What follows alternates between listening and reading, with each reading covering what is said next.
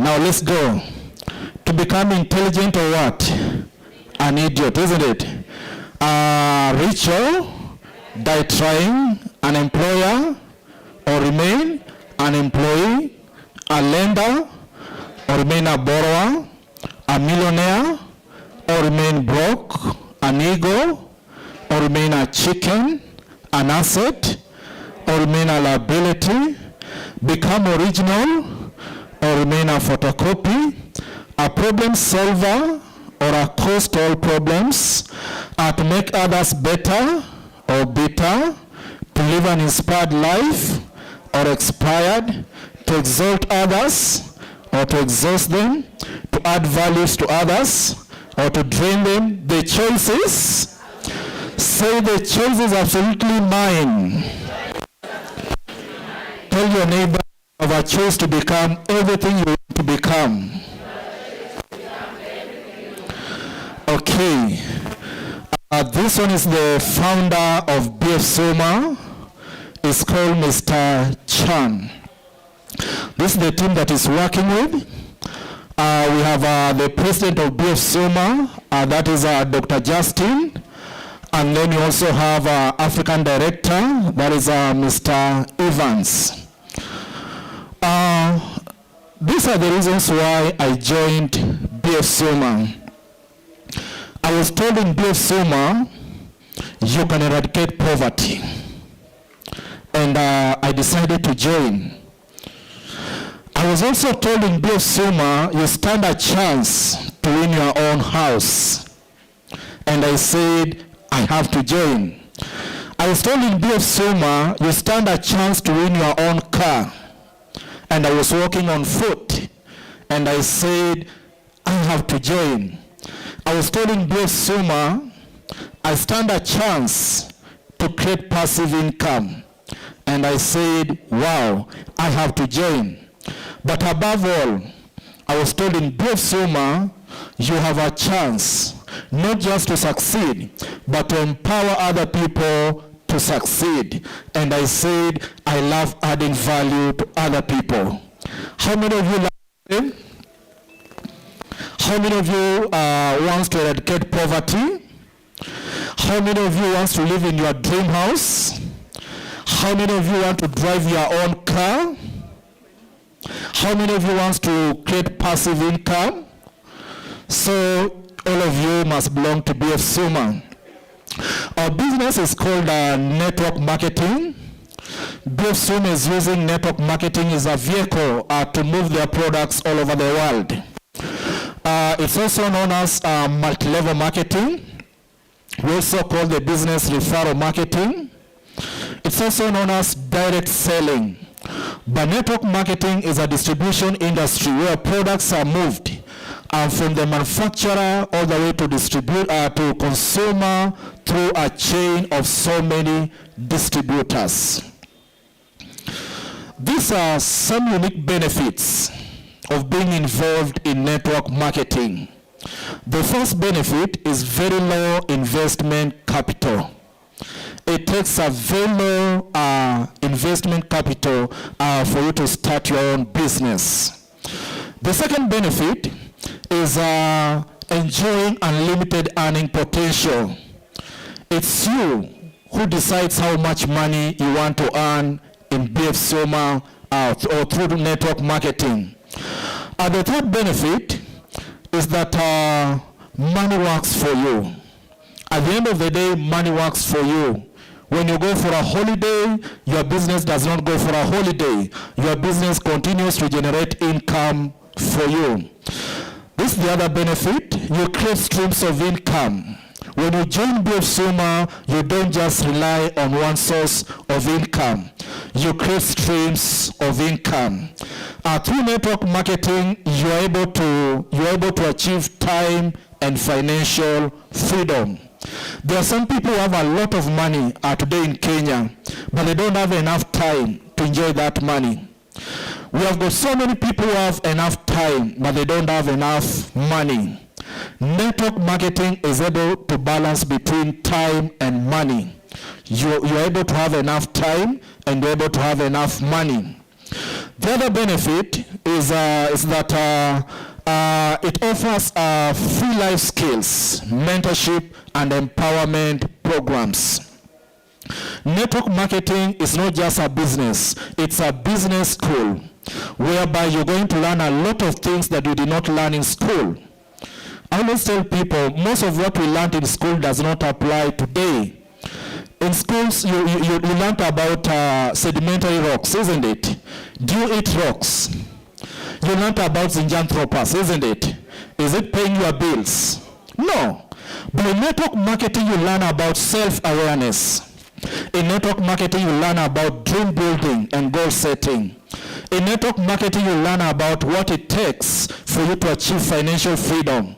In network marketing, you learn about how to empower other people to become better. So it's a business school whereby you are fully equipped to become the best version of yourself. A business offers a level playing field. What do I mean? Even if you join today, you stand a chance to earn more money than those people joined before you. It's never late to join network marketing. It's never late to join Bfsuma. The business offers a level playing field. You can make more money than those who joined before you. We also have great incentives program. The company knows how to reward you with so many incentives like travel awards, car awards, Vela Fund, among others. You can't succeed without helping others to succeed. This is what Zig Ziglar said. He said, in life you'll have everything you want if you'll help enough other people get what they want. To succeed in marketing, you must help enough other people to become successful.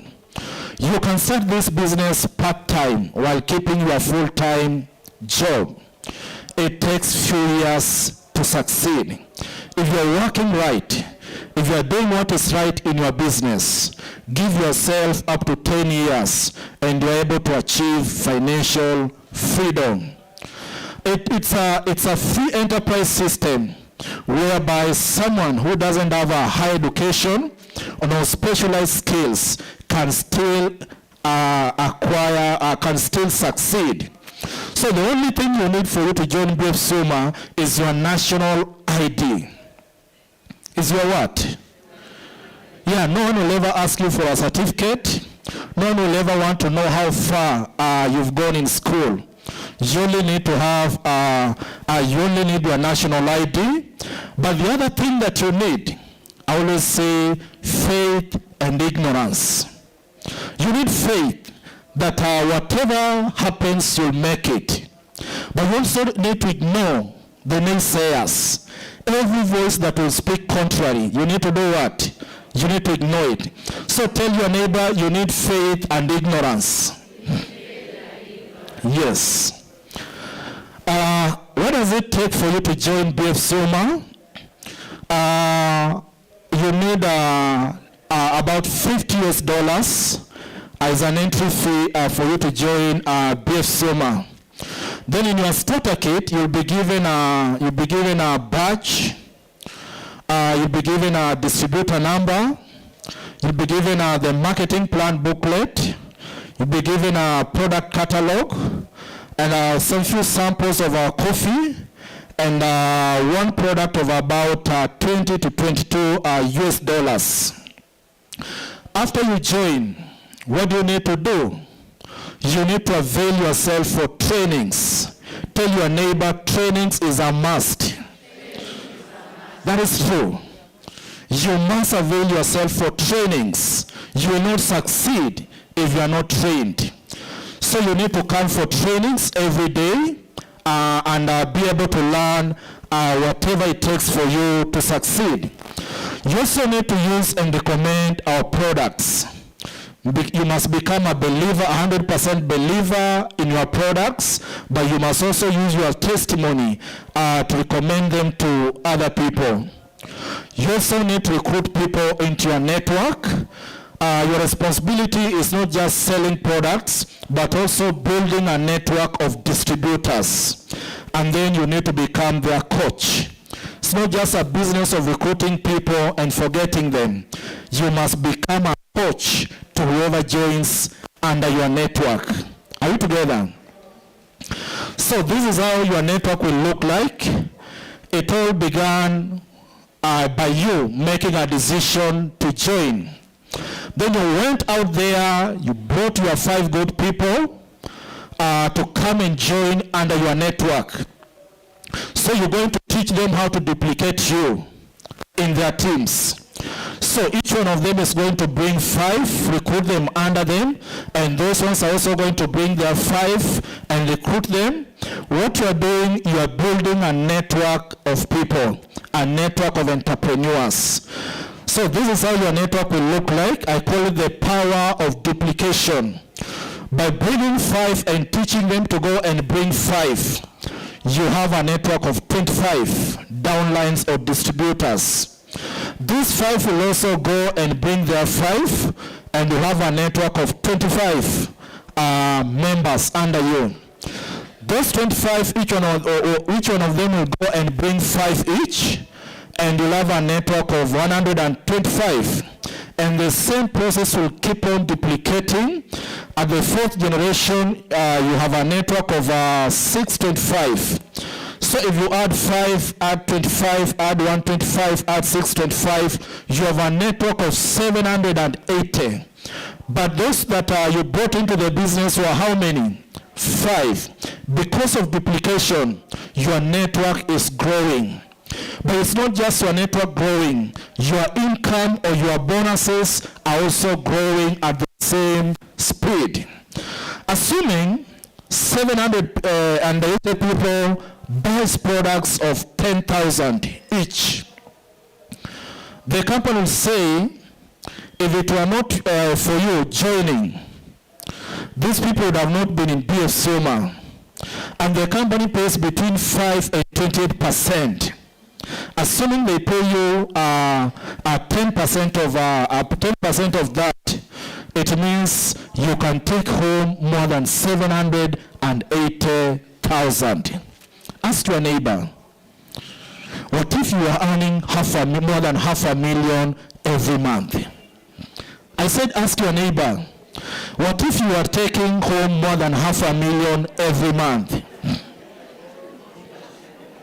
How do you feel? Kuna chochote amekwambia? It is possible for you to earn over $500,000 through Bfsuma by simply building a network of distributors and teaching them to become good consumers and to sell products to other people. Now, Bfsuma company pays in more than 10 ways. And the total gain of Bfsuma is 76%. So we want to look at the 10 ways of earning from Bfsuma. The first way of earning is retail profit, and that is 20%. Now that you are a member in Bfsuma, every product you buy, you'll be buying at a wholesale price. When you sell to those who are not members, they buy at a retail price. So every time you sell a product, you enjoy 20% retail profit. The second way of earning is organization performance bonus between 5 and 28%. Every product you buy earns you points. So the more you buy, the more you accumulate points. And then at the end of the month, they're able to determine how much money you are able to earn from your sales volumes and your team. The third way of earning is the leadership bonus, and that is up to 25%. The company rewards you for developing leaders in your team. And why does the company want you to develop leaders in your team? So that they can replace you. You don't necessarily have to be there every year, every month, building your network. When you go for a holiday, your leaders will be busy building their networks. So the company wants you to spend enough time developing leaders in your network. The fourth way of earning is a sponsoring bonus, and that is 6.5%. It's a reward. It's an extra income for sponsoring people into a business and nurturing them. The fifth way of earning is a leader global bonus or a global profit share up to 3%. You're able to share with Bfsuma their monthly profits, and they're able to give you up to 3% every month. The sixth way of earning is a yearly travel fund. Bfsuma company provides 2 trips every year. A small trip of 210,000 and the international trip of 420,000 Kenya shillings. So by being a member of Bfsuma, you stand a chance to travel all over the world every year. The seventh way of earning is yearly car awards. Bfsuma provides 2 cars every year, a small car of about 1.3 million, and a luxury car of about 2.7 million. Again, by being in Bfsuma, you stand a chance to win your own car every year. How many of you love cars? So many. Eighth way of earning, we call it a special support bonus. It's a special privilege fund for those who are star 4 and star 7. When you come for our trainings, you understand what we mean by star 4 and star 7. Then we also have a special store service bonus that is 6% for our shop owners or caretakers of Bfsuma. They earn up to 6%. Then we have a villa fund or a house fund. After every 5 years, you stand a chance to win your own house. Then lastly, we have an insurance cover of 2 million. This is the only company that rewards you with an insurance cover of 2 million.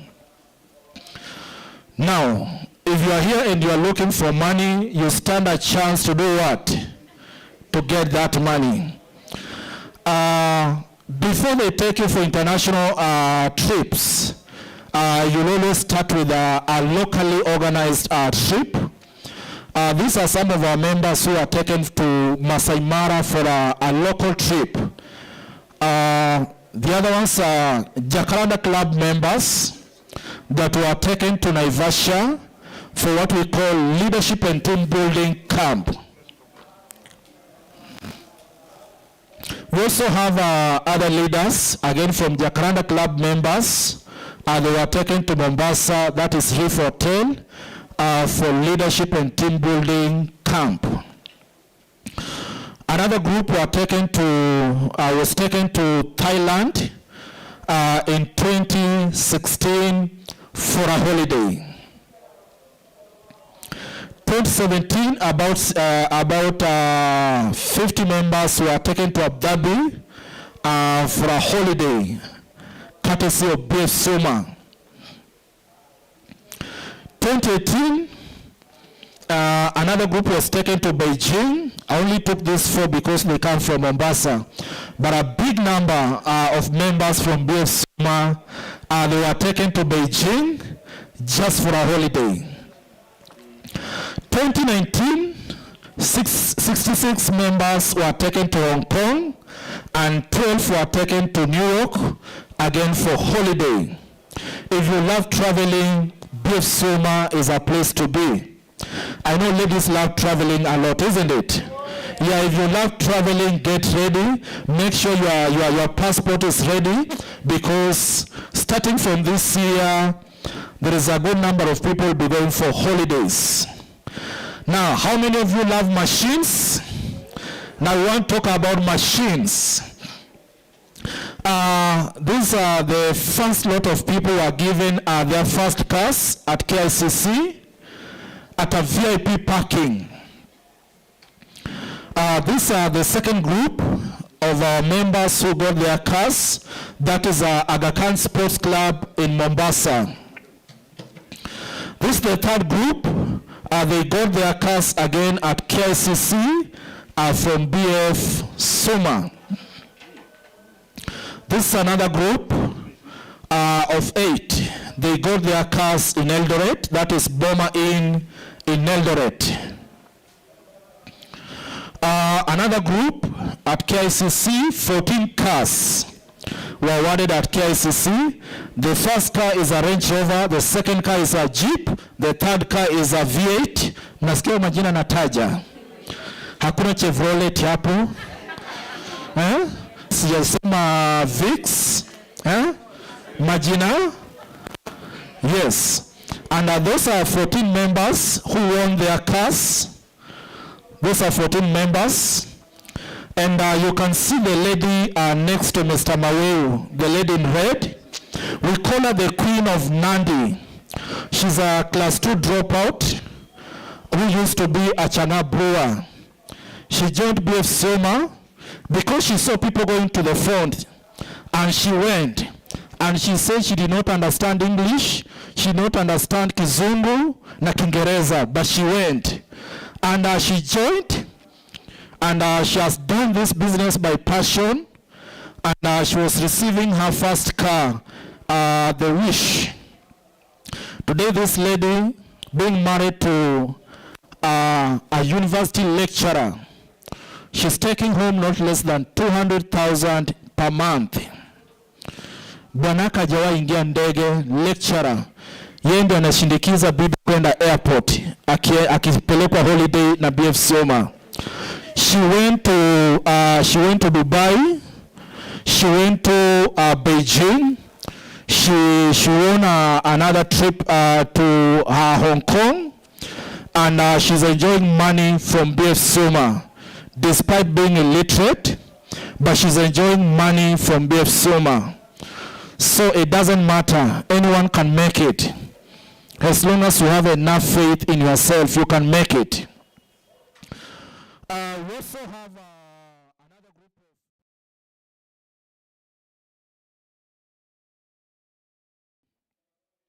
And last year in 2021, 64 cars. Where? At Bomas. 64 cars. And we were escorted with more than 10 traffic police.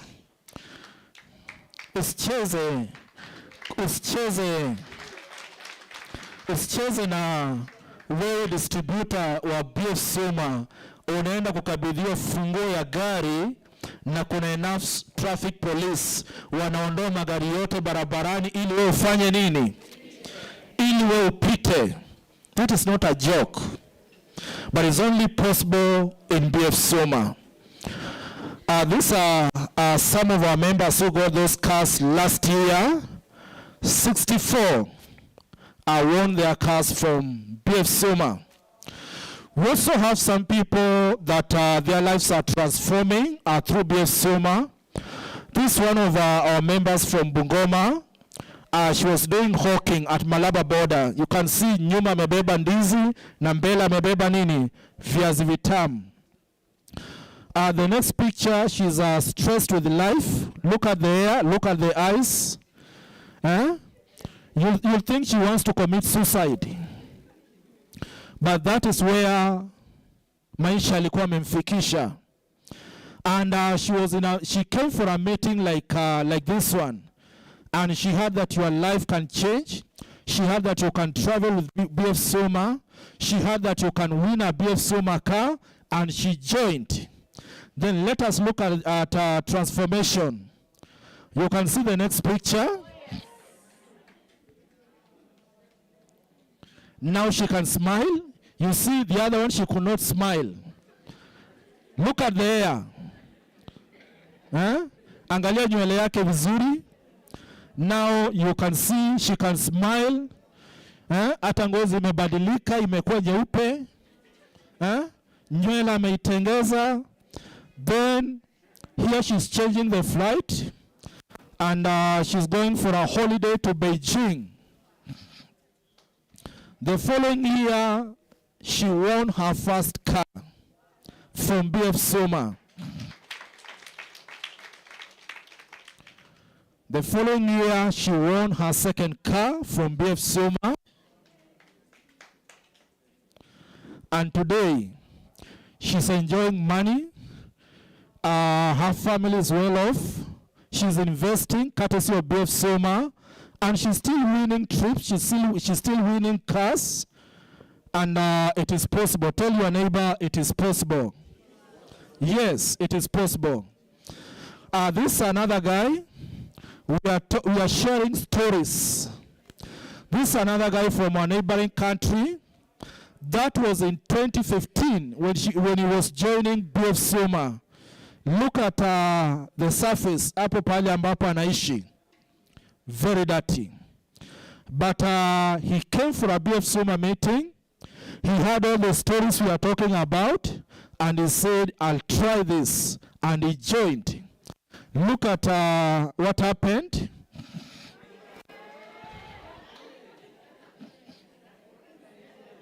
Have you seen? Now let us follow his life. This is the next picture. He looks like the Prime Minister of Tanzania. Look at the other one. That is 2015 versus 2021. Today, he's driving a Range Rover Sports, red in color, staying with the minister in Tanzania. Those of you know Masaki in Tanzania. He's the top earner and the top leader in Tanzania. In fact, I was checking his bonus for last month. He got 69 million Tanzania shillings. That is equivalent to 3.1 million Kenya shillings. Makofi. Tell your neighbor it is possible. It's never too late to make the right decision. Now, let us look at the third one. You see that guy? I'm asking, you see that guy? Oh, yes. That is me. Yes. Oh, yes. That is me. Before I joined BF, is changing. You see, the first thing that happens when you join Bfsuma is changing your self-image. Are we together? Then here I was in a holiday at Abu Dhabi. That is breakfast, surrounded by 8 plates. Maskini akipata, wanasema maskini akipata watu toroka meza. Yes. Yoyote. Then in 2018, I got my first car from Bfsuma. Then 2019, I got my second car from Bfsuma. Yes. 2020, I got my third car from Bfsuma. 2021, I got my fourth car from Bfsuma. I want you to know this. Within 6 years in Bfsuma, a hawker owns 4 big cars. Makofi yake. Today, by the grace of God, I'm driving a Toyota Fortuner of 5 million. No traffic police can stop me on the road. Nasimama tu nikiongeza fuel. Before that, nilikuwa nikitembea kwa miguu. When I used to go to church with my family, we could go to stage. Pale 2 hours nikiangalia msamaria mwema atakayenipa lift. By the time napewa lift, nakuta ibada inaisha. When I used to go to the caches, nilikuwa naenda na mfuko wa nylon, so that katikati ya maombi ninaenda na tunda mboga za mchicha, napeleka nyumbani, tunaenda kula like 2 days. But by the grace of God through Bfsuma, my story is changing. Yes. I want you to, you can see a few years back, I was rejected by family members. I was unable to meet my basic needs. I worked in an oil company for 7 years, earning 45 shillings per day. I did hawking for 7 years, but now 5 years, courtesy of Bfsuma, I'm able to travel by flights in and out of Africa. I'm entitled to oversee annual holidays at our 5-star hotels. I'm entitled to yearly travel, our yearly car award. I'm now able to meet the basic needs of my family. I conduct TV talk shows. I'm a beneficiary of a cover of 2 million. And let's say the last one, and the same benefits and even more are available to who? Are available to all of us. As long as you are in Bfsuma, you stand a chance to enjoy all these benefits. The last example, this is one of us from a neighboring country of Uganda. You see, I'm using examples from Tanzania, from Kenya, from Uganda. This is a guy from Uganda. He was doing a car wash. He lost his mother and remained with 2 brothers to take care of. Then kila mara alikuwa anaosha gari aina Range Rover, and he fell in love with Range Rovers. Then heard in Bfsuma that there was a Bfsuma meeting and there was somebody who was winning a Range Rover. He came all the way to KICC and witnessed our top leader, Madam Susan, receiving keys for her Range Rover. And this guy went back, driving a Range Rover in his mind. He did not go to work for money. He went to work for a Range Rover. Now let's see what happened. You see, you know, I'm talking of this one, huyu ambaye ameinama hapo chini amejifunga kitambaa. Look at the next picture. Self-image is changing. Look at the other one. Hata mashavu yamefanya nini? Yametokelezea. Look at the other one. Enjoying in his office. Look at the other one. His dream of winning a Range Rover became a reality. And the number plate ni jina lake, Paddy Mtumba. You can see saying from riding what? A boda to driving a what? A Range Rover Sports. Today he has won more than 5 cars. Is the top leader in Uganda, taking home not less than 2.5 million every month.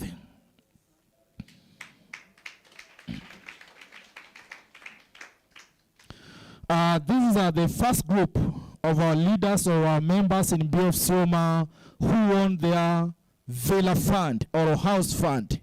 4 of them. This one is one of us. This is the place he bought with that money for villa fund. And are you saying from what? Mason. From a mason to what? This guy used to do construction, kazi ya mkono, kujenga hizi ghorofa nyingi ambazo ziko hapa Nairobi. Yeye alikuwa ni mtu wa mkono. But he said something when he joined Bfsuma. He met the management and he asked the management, is it true that if I do what you said in your marketing plan, you'll give me what you said? And he was told yes. Akainua mguu wake wa kushoto, akautandika kofi na akasema twende kazi.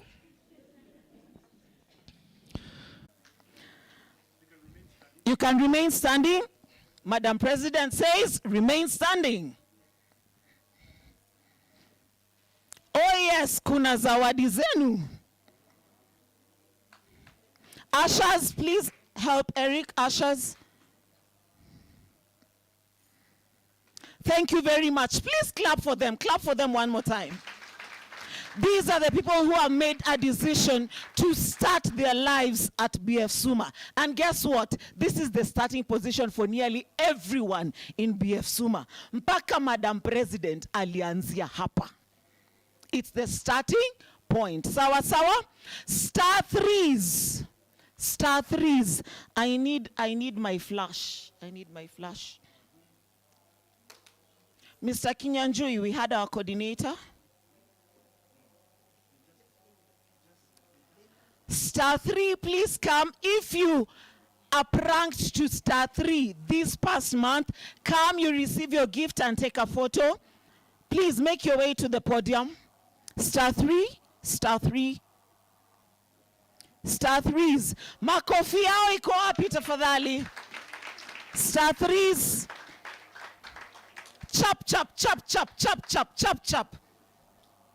Just like the ants, they run and run and run to make it work.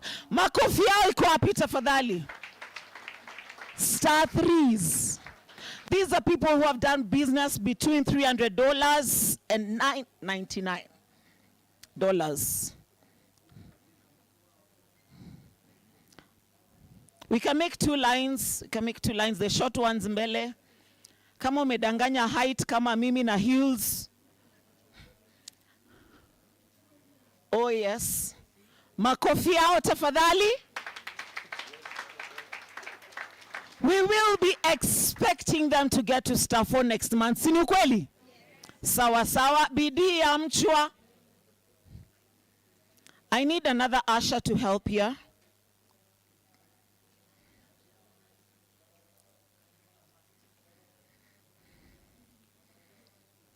Makofi yao tafadhali, and smile. A photo. A photo.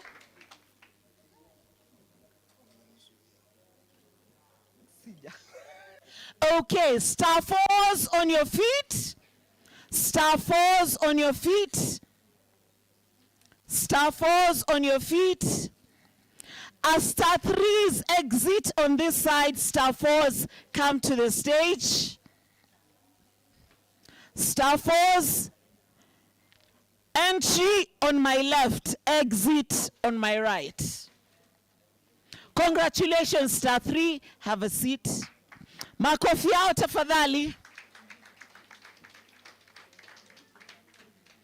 *4s. *4s, these are people who have done business over 100,000 Kenyan shillings. *4s.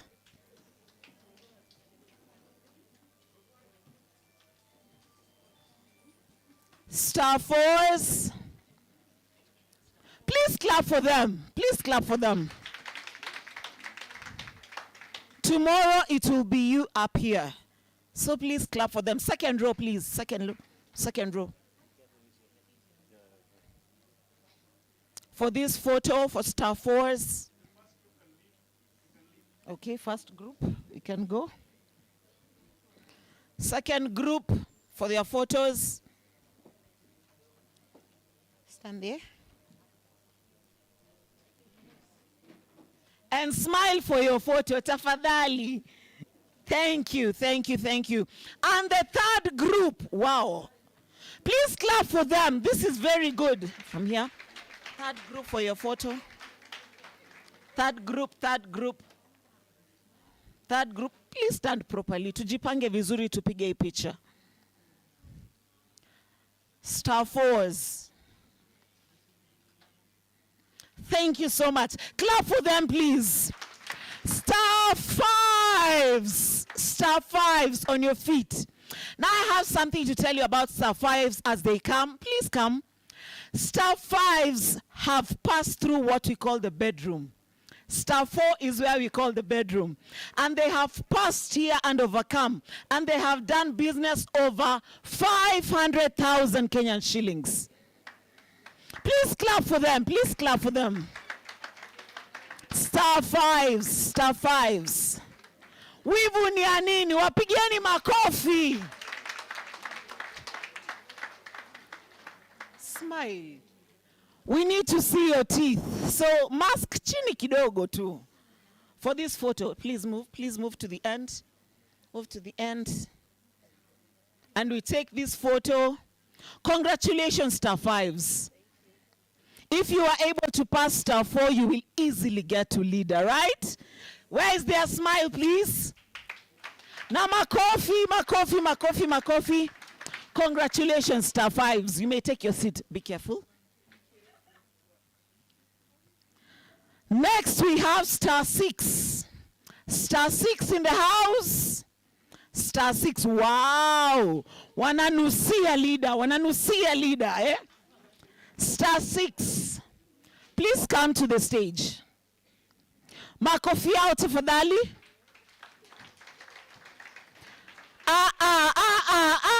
That's not how we do it. That's not how we do it. Hey, that way. Entry, my left. Entry. Wamefanya biashara mpaka akili inakimbia tu. Don't they look lovely? Yes.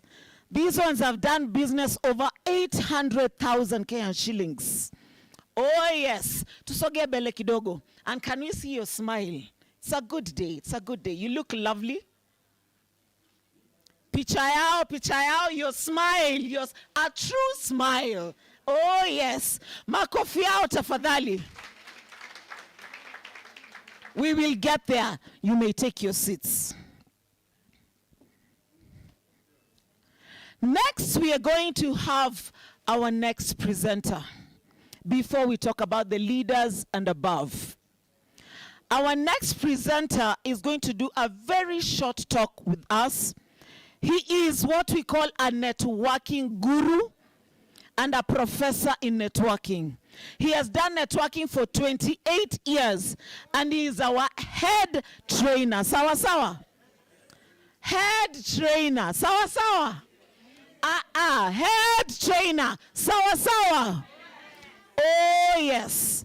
And his name is Professor Cyrus Methu.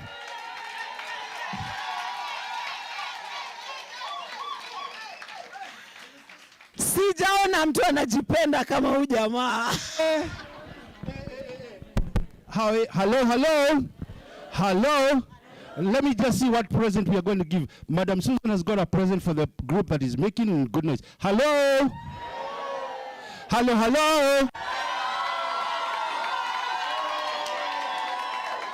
Okay, can you nominate one person from this side who's going to get a product right now?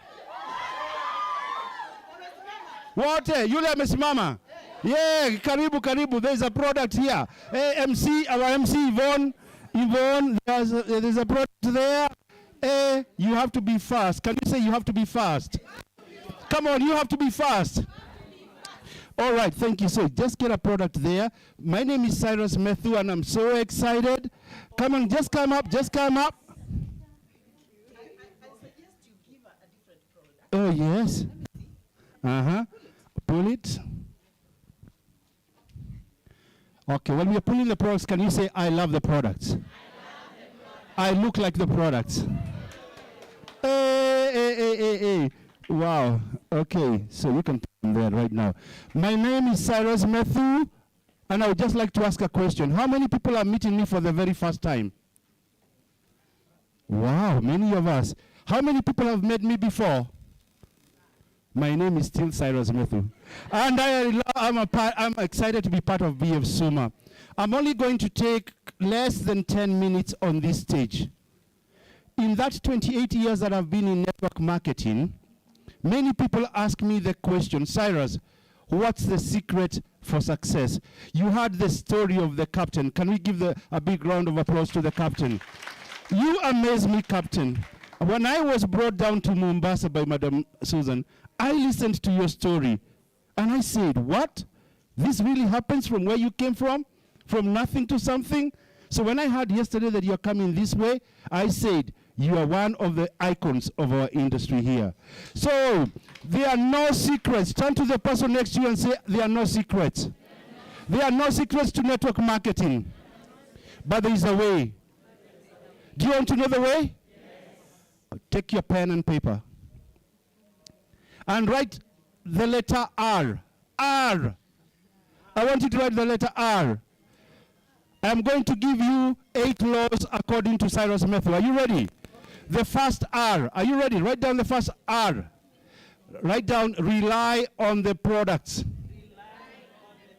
Yeah, you see, even from a distance, I can see the people who are using our products here. And I can see those who are not using our products. I can tell. Because when you use our products, they work. Look at my skin. Can you see the collagen? Can you see the elasticity? When I go to my village in Limuru, I take a selfie with my guys we went to school with. They look like my grandfather. When I walk on stage, hey, can you say rely on the products? Yeah, these products, when you rely on them, they are going to make a difference in you. Are you ready for the second R? Are you really ready? Retail the products. Write down retail the products. And what I'm telling you, if you do these things, you will be the next captain. You must retail the products. Every day you need to ask your team, how much profits are we making? Profits are better than wages. So we need to have money every moment. I hate to hear that a distributor is broke, that you don't have bus fare, that you don't have money to buy bundles, you don't have money for lunch. How? When we have over 40 different products we can retail. Turn to the person next to you and say, I will retail the products. Number three. Write down number three. Number three, are you ready? Yes. Reorder the products. If you don't reorder the products, are you paid commission? No. So you need, so then that R is very important. You need to reorder some product. When your soap gets finished, when the toothpaste gets finished, reorder. You need to have some basic products in your house. Don't wait until the last moment when your customer calls you and says, hey, I need that product, the X Power Gain. You check your shelves in the house, you don't have. You come all the way to Jacob Towers to look for one product. Why didn't you keep some order? Why didn't you keep some basic products in your house? Turn to the person next to you and say, I'm going to be reordering. Next one, next R. Are you ready for the next R? You need to recruit. Write down recruit. What happens to you, lady? I'm going to ask you a question. What happens to you when you don't breathe? You die. Can you say you'll die? Let me tell you something. If you stop recruiting in your network marketing business, it dies. It dies. The moment you stop recruiting new people into your business, you need to make it a habit that every day you ask yourself, is my team recruiting a few more people to join our industry? Are you learning something here? Are you ready for us to move to the next R? No, before we do that, turn to the person next to you. Look at them straight in the eye and tell them, I'll be recruiting every day.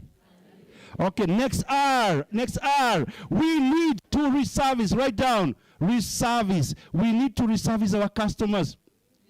Hey, Cyrus, I've come to Jacob Towers and somebody has stolen my customer. No, they didn't steal your customer. You forgot to reservice them. You forgot to give them a call and tell them, hey, how are you doing with our products? Is your mom feeling better? Oh, I'm going to pass through your area and reservice your product. Can you turn to the person next to you and say, I'm going to be reservicing. I'm going to be reservicing my customers. I'm going to have a customer book. Can you say that? I'm going to be recording all the orders I've done. Are you going to be doing that? Yes. Remember, there's no secret to success, but there's a way. I'm showing you the way. And if you follow that way, it's going to work for you. Now, we are almost getting to the end of our R's. Are you ready for the next one? Say relationships. Can you say relationships? Yeah, our business is a relationship business. When people ask me, Cyrus, how come Madam Susan is making so much? I tell them, look at her story. 2 weeks ago, she was in South Africa. Then she goes to Ghana. Next week, she's going to the coast region. And then I'm sure she's going to be going even to Uganda. Building relationships. Our business is a relationship business. So I want you to ask yourself the question, how are you doing with your relationship bank? Not your money bank, but your relationship bank. Are you making friends every day? Are you giving out your cards more often? If you're not going to go very far. Today, let me tell you something. I'm a frequent flyer. There's a time I could not fly with KQ. Because I could go to the airport, and when I get there, they tell me, hey, flight is cancelled. We forgot to tell you. But if you go with Emirates, even if it's 10 minutes delay, they send you a text and say, hey, flight is delayed by 10 minutes. Can you imagine the difference? Building the relationship. What about you? Who's the CEO of their business? Point at yourself. Come on, point at yourself. Can you say, I'm the CEO of my business? So how are you doing with your relationship? Do you call your friends? Do you check on your customers? When is the last time you called somebody? Not to get PV, but just to check on how they're doing with your family. Now, I want you to turn, and don't get tired of your neighbor. Look at them again. I'm going to work on my relationship. I'm going to work on my relationship. Okay. The last two. Are you ready for the next one? Recognize. You need to recognize the people for the little things they do. If somebody in your team is buying products and they had stopped buying, give them a call. If somebody has started coming for training, recognize them. Take them for a cup of tea. If somebody has started making some calls, the little recognitions you do every day to your team, bring the big recognitions. Today we are doing big recognition. But I'm asking you the question, do you have to wait for Bfsuma to recognize people? Or do you even buy biros for your people? Do you buy them bundles for their phone? You need to recognize every effort along the way. Are you going to be doing that? And you're going to see the difference when you start recognizing people for who they are. Because someone can go to Nakumat. Nakumat is no longer there. Someone can go to Naivas. And you know, when they take the basket and they go to Naivas, they come across the soap. They come across the toothpaste, the Colgates and everything. But they don't pick them up because they remember you. They recognize you as their mentor and say, no, I'm going to buy from. I recognize that person as selling me the next best product. Are you getting tired of looking at the person next to you? Then let's look at them one more time and tell them, I'm going to recognize my team. I'm going to recognize my customers. Now let's go to the last one. Are you ready for the last one? I want you to write down this. Remember your why. The R is for remember. Remember your why. Why did you walk through that door and sign the form? Some of us have forgotten our why. Some of us have forgotten why we signed up the form and said, I'm going to become part of Bfsuma. You must keep on remembering your why. The moment you wake up in the morning, don't be motivated and say that I'm going to be Bfsuma. No, be motivated by the fact that saying, I'm going to drive a big car. Did somebody say after me, I'm going to drive a big car. I'm going to get a villa. I'm going to travel the world. Come on, say it like you mean it. Are you going to drive a big car? Yes or yes? Are you going to live in a big house? Yes or yes? Are you going to travel the world? Yes or yes? Are you going to become a senior crown leader? Yes or yes? Remember why. Remember your why. I love you all. Thank you so much. Thank you. Let's clap for Atieno. She's doing a great job. Oh, you have your mic? Another round of applause to Mr. Cyrus. Aitoshi. Thank you so much. Next, we are going to have great people. Now I'll need to project this. We will need to project this. But as they're preparing to come, they are called leaders. Who is a leader? Who can tell me who is a leader? Who is a leader? Yes. Who is a leader? Someone who shows way to people. Karibu, njoo ukunywe kahawa. Makofi yake kwa wapi? Who can tell me the name of the person who took us through the business opportunity? Oh yes, ile mkono ilienda juu very fast. Business opportunity? No. Wacha niende hii upande. Mpaka umesema njoo. Yeye ametoka kutoka Mombasa. Yes. Captain Kiplagat Langat. An anti-dar for him. And finally, how many years has Cyrus Methu been doing what he's been doing here? Anataka, kule nyuma amesimama. Njoo. Kimbia.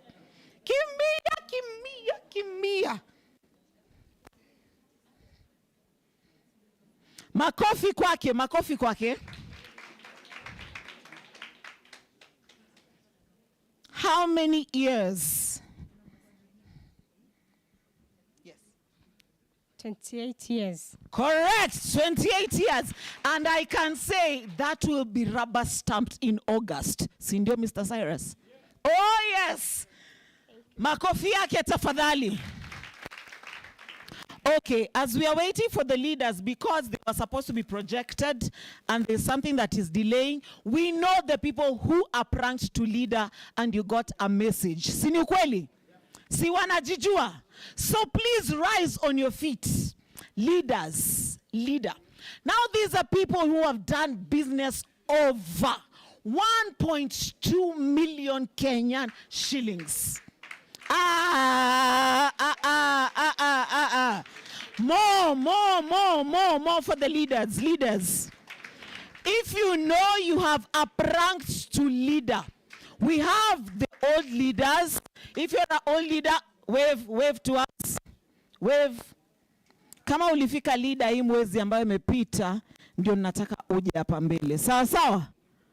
Sawa sawa? Leaders, previous leaders, hands. You are pranked to leader this month? Huh? No. I'm talking about this one. Yenye tumeingia tu saa hizi. Ya May. Okay. Yes. Are you new? 100% new. Because I know the new ones. These are the old members. You are a new one? Please come. Please come. Makofi yake iko wapi tafadhali? And this beautiful lady, and you come to the stage through my left, this side. Zawadi yake anapata.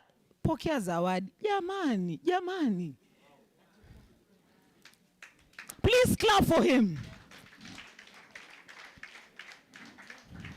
Makofi yao tafadhali.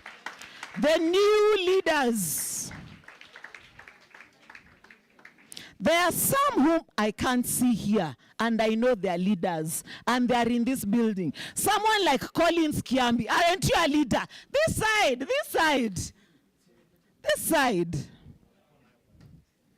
And where is Eric? Where is your upline? Where is your upline? Is he a leader, right? He's a leader. The previous month. Please clap for them. Now, what do they have? These are what we call tools of trade.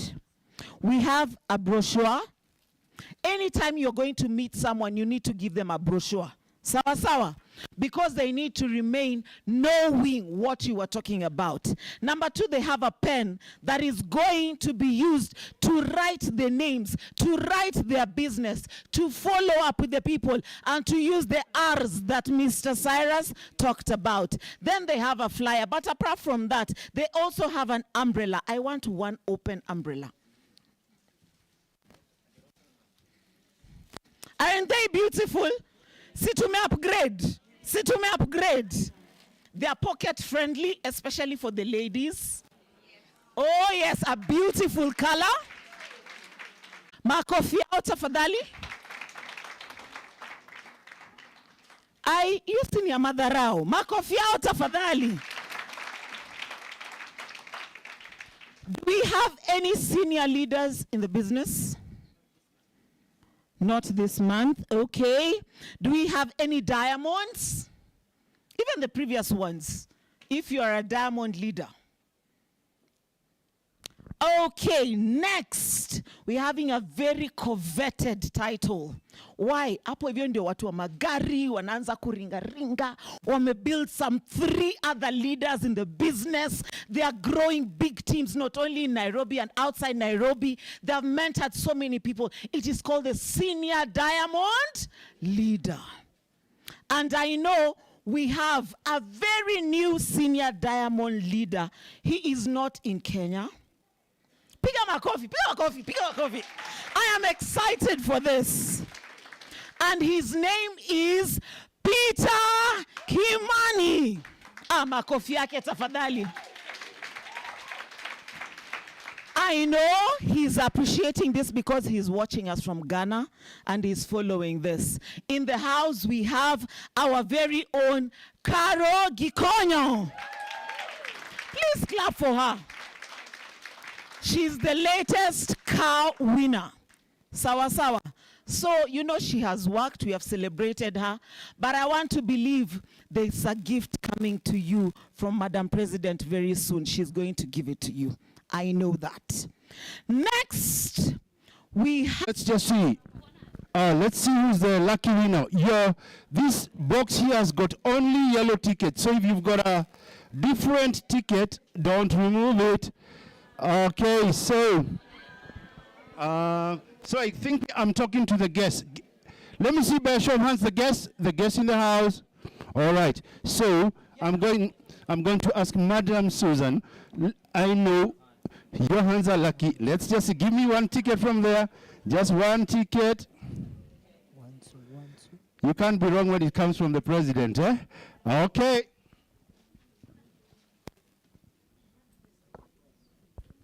I can see the guests looking. Okay, are you ready?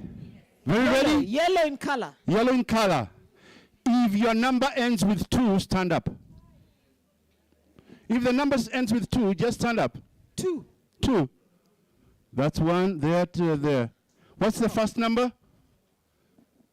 What's the first number? 4, no, sit down. Katie, come Katie. on, 4-2, Katie. Huh? Sit down. 3-2, have a seat. Number ya kwanza ni gani? 1. Oh. So your number is 1, 2? Kuja, zawadi ni yako. Karibu hapa. Karibu. Haya Atieno. Now let's have now. Haya. Najua sasa hapa. Ya tuone. And he's the one who prayed. He's a guest. Allah. Subiri, enda pale juu. Haya, hii ni distributor. Erokamano. Haya. Distributors mpo? Haya. If your number ends with 8, stand up. Haya, wamefurahia. Okay. If your number is 38, you're the lucky winner. 38. 38, come on. Come. Haya. A yellow one. A yellow one? Yes. Haya, yeah. Where is the yellow? Hapa. Okay, Madam Susan, one more. That is One more. white. We are talking about white. Yeah. Yes, white. Not yours. White. Nani yako na white number 38? Ndio huyu ako hapa. Oh, you're the lucky winner. Yes. Okay, now this is the last draw we are doing here. Yes. Before we get into some very serious maneno. Hello? If your number is 19, you're the winner. I won't go. Number 19, mko wapi? Number 19, karibu. 19. Makofi yake Okay, let's go. Here you go. Yeah.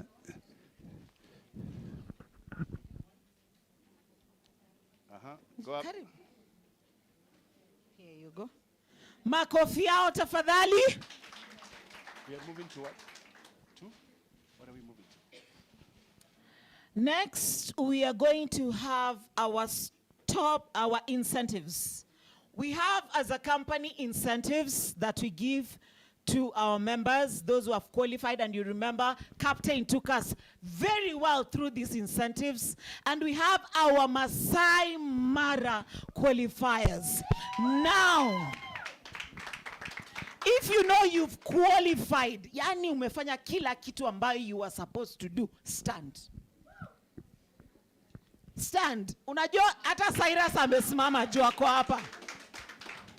Please come to the front so that we can appreciate you. We have Collins Kiambi, Makofi Cyrus Matthew, Makofi William Kinuthia, Makofi Christine Gadoni,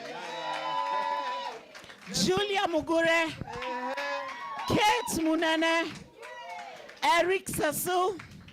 Eric. And I believe those are the qualifiers who are here. Ama kuna wale ambao wamechelewa. There were others who didn't send us our photos. I got some photos from Ghana just now, from Liz. But if you know you qualified, just come. Just come. If you know if you've qualified, just come. Yeah, I got your photo just now. This is a photo for Masai Mara qualifiers.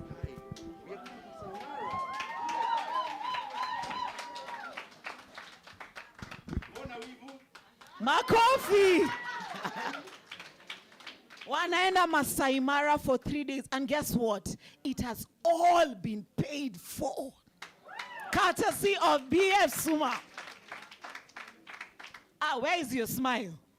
Yes. Exactly, all of us. That's the Masai Mara route. Okay, thank you. Makofi kwao tafadhali.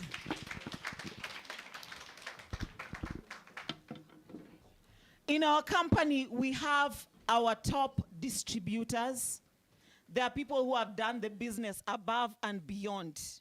And Madam President is going to award them, that person, for being the top sponsor and also the top business builder. And also there are other people that she says have a special recognition for doing well in K1, for supporting K1, for working with K1. So when she will be coming, she's going to name them. And apart from naming them, she is going to tell us what she is going to award them with. But as she is going to come, please put hands together for the top distributor and the top business builder. Makofi kwao.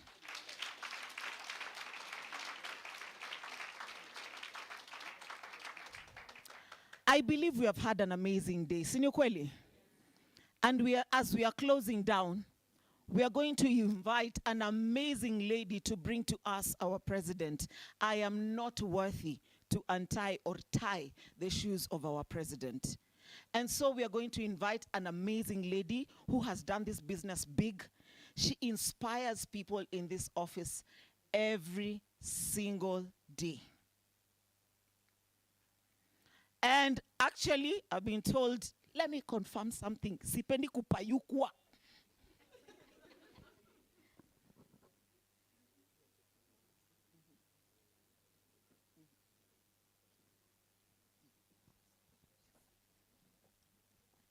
Tunapenda heels mimi na yeye apparently because we are short.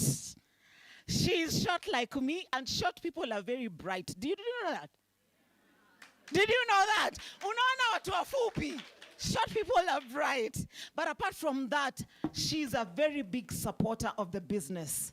She has traveled all the way from Mombasa to be with us for this event. So please put your hands together for this amazing wife, mother, and the top distributor of Bfsuma, Purity Moremi from Mombasa.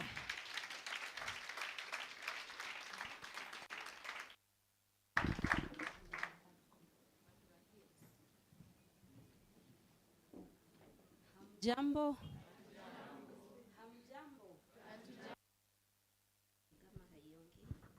Hello. Hi. Kwa majina naitwa Purity Murimi, nimetoka Mombasa, nitaongea na Kiswahili. Sawa sawa. Kwanza kabla sijaongea Kenya naweza taka kuongea, nataka kwanza kuappreciate all the distributor of K1 kwa support ambao mmetupatia. Mnajua tumeondokewa na one of our distributor. Asanteni, mmetusupport financially, na wengine wenyu mmekuja mmetuombea. Asanteni sana. Nataka ku appreciate Madam President, my mom, kwa sababu ya kusimama na mimi kwa wakati mgumu. You know, ukikuwa na team na uishike, wanachange wanakuwa kama familia yako. Si ni kweli? Kiwa familia yako na kuondokea inakuwa uchungu zaidi. Nashukuru sana Madam President, amesimama na mimi emotionally, hata akiwa out of the country, financially and everything. Thank you so much. Asanteni nyote. Wageni mpo? Hiyo imepita. Tugange yajayo. Nimejoin Bfsuma miaka 4 imepita, na nashukuru Mungu sana kwa yule ambaye aliniintroduce kwa hii kampuni, kwa sababu maisha yangu imebadilika kabisa. Ungeniona miaka 4 ambayo imepita ni watu wawili tofauti. Sawa sawa? Watu wawili tofauti. Nilijoin kampuni nikiwa niko nyumbani, housewife, na sikuwa nimejua dunia inakaa aje. Wakati nilijoin Bfsuma, kitu ya kwanza wamenisaidia nayo ni kubadilisha my mindset. Sawa sawa? Wewe ambao umekuja hapa for the first time, kaa ukijua kitu ya kwanza utabadilishwa mindset yako, utaanza kuona mbele na utaanza kuona mambo makubwa.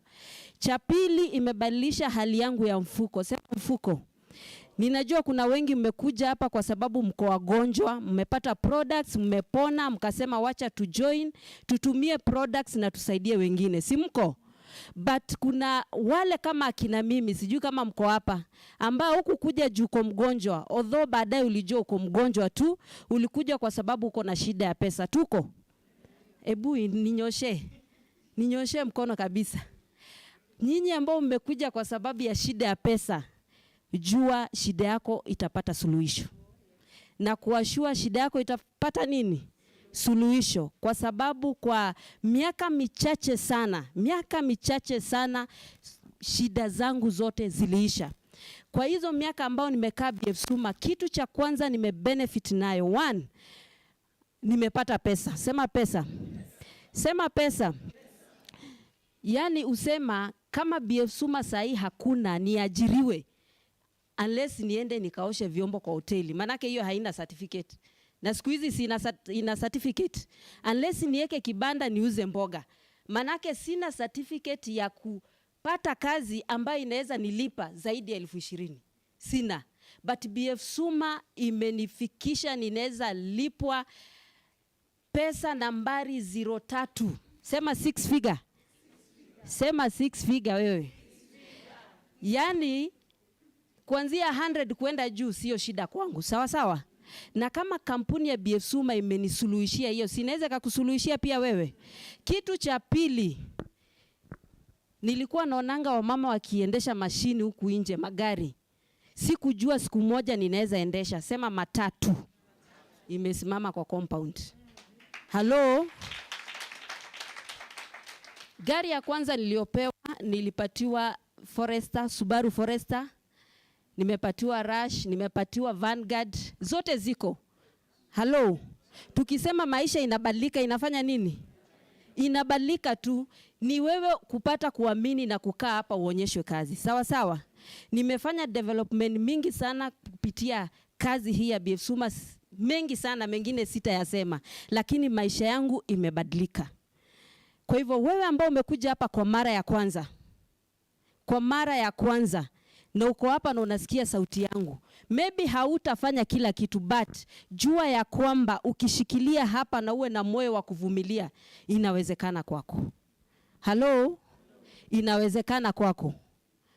Kwa hivyo Mungu awabariki sana. Sitaongea mengi sana leo. Nataka kukaribisha our leader, our top, Madam Comfort. Our madam, karibu sana.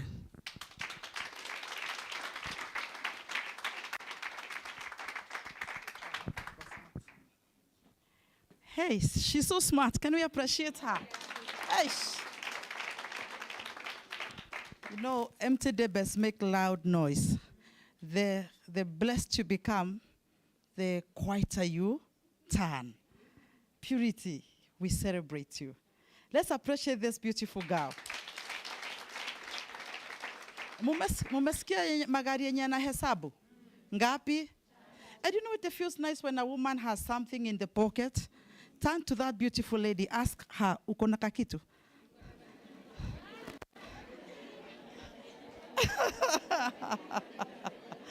Amesema aje? Amesema aje? Ati amesema? Ati hasikii rusungu. Uliza mwenzako, uko na kakitu kwa mfuko tafadhali? Wow, thank you very much. I want to take this opportunity to appreciate the beautiful family of Bfsuma distributors today. I want to honor our president, our Martha, our trailblazer, the champion in Africa who said something must shift. Tuko pamoja. And I want to bless the Lord so much, Madam President, that I was not found in other funny network marketing platforms. The platform that is catapulting my life every day is the health platform. Tell me about health platform. Sasa unajua na wajua, you know you people, you belong to me. Naona mnataka niseme kitu juu ya hii kakoti. Sina Sawa tu. You like it? Yes. It's so hot. Lakini nikasema siwezi toa mpaka mseme kitu. Of course, I want to make sure, guys, we celebrate. It's a celebration day, right?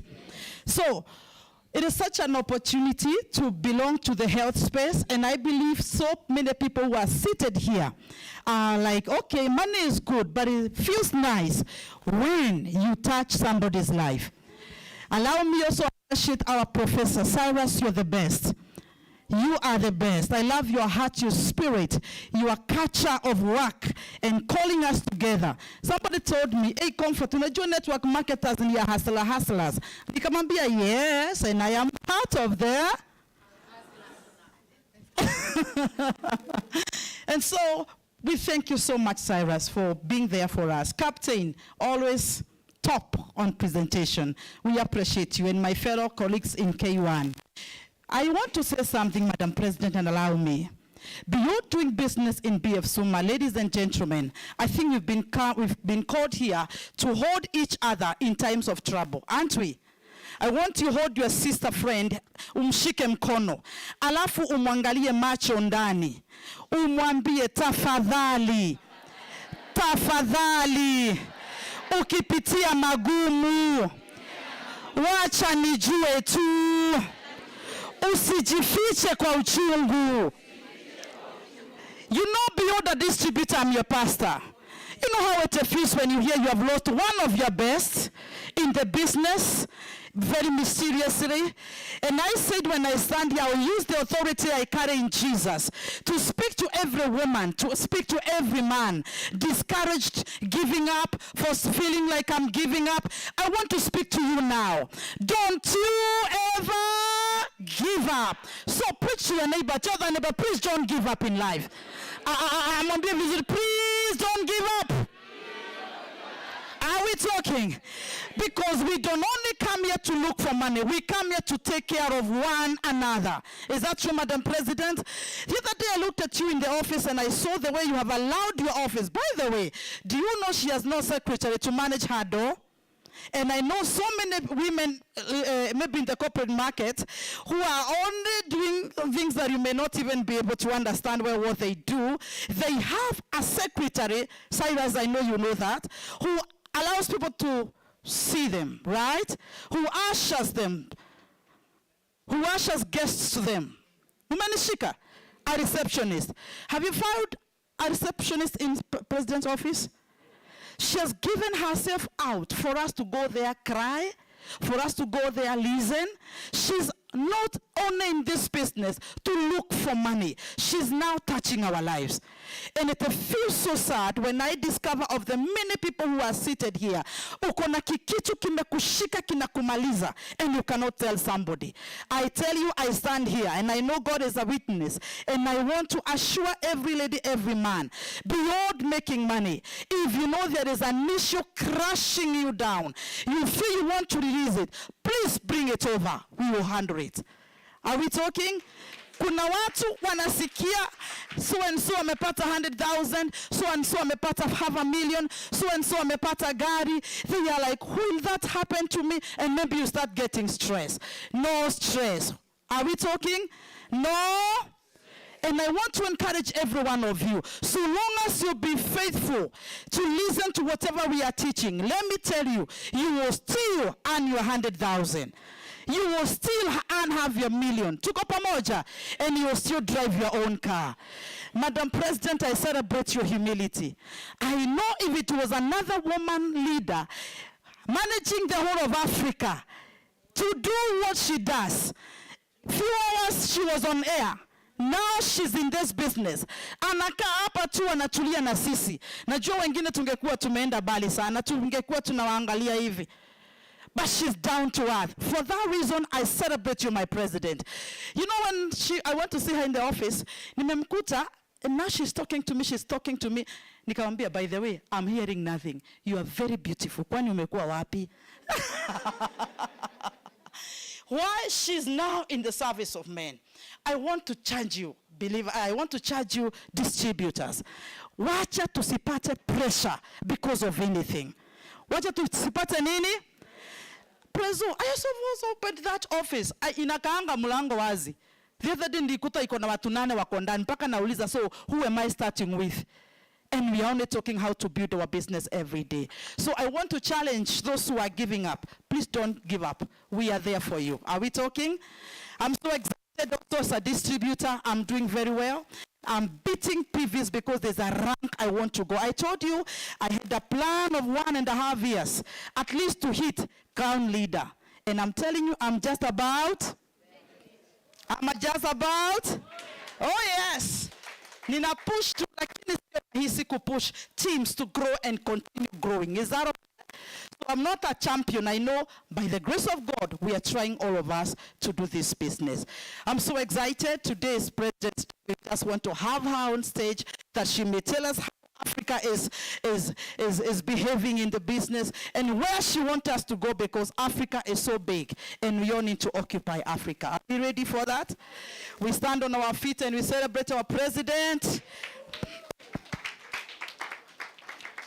Aliyetunyima muziki tafadhali.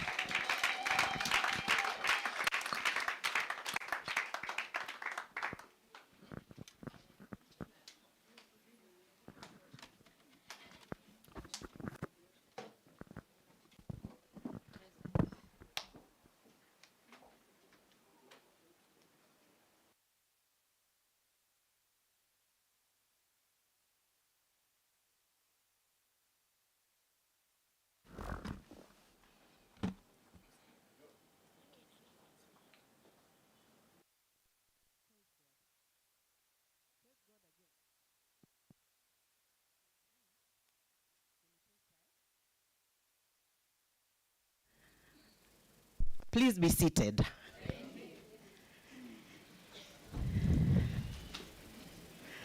I bring you greetings from Ghana, all the way from Ghana. They are live, they are watching. They told me that I have gone there and what I have impacted to them in less than 2 days will leave a lifetime until I go back. Kenyans, you're so privileged to have me literally all the time. But as it is said, a prophet is never acknowledged at all. Please take time to acknowledge me. Take time to acknowledge me. Take time to understand me.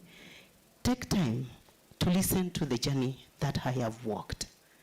Many are the times when people refer to me as a successful person. But let me tell you, success is a sum of 5 things that I will tell you right away. A sum of 5 things that I will tell you right away. The first thing is passion. Success is a sum of 5 things, and it begins with passion to do the things that you ever wanted to do, regardless of any challenge.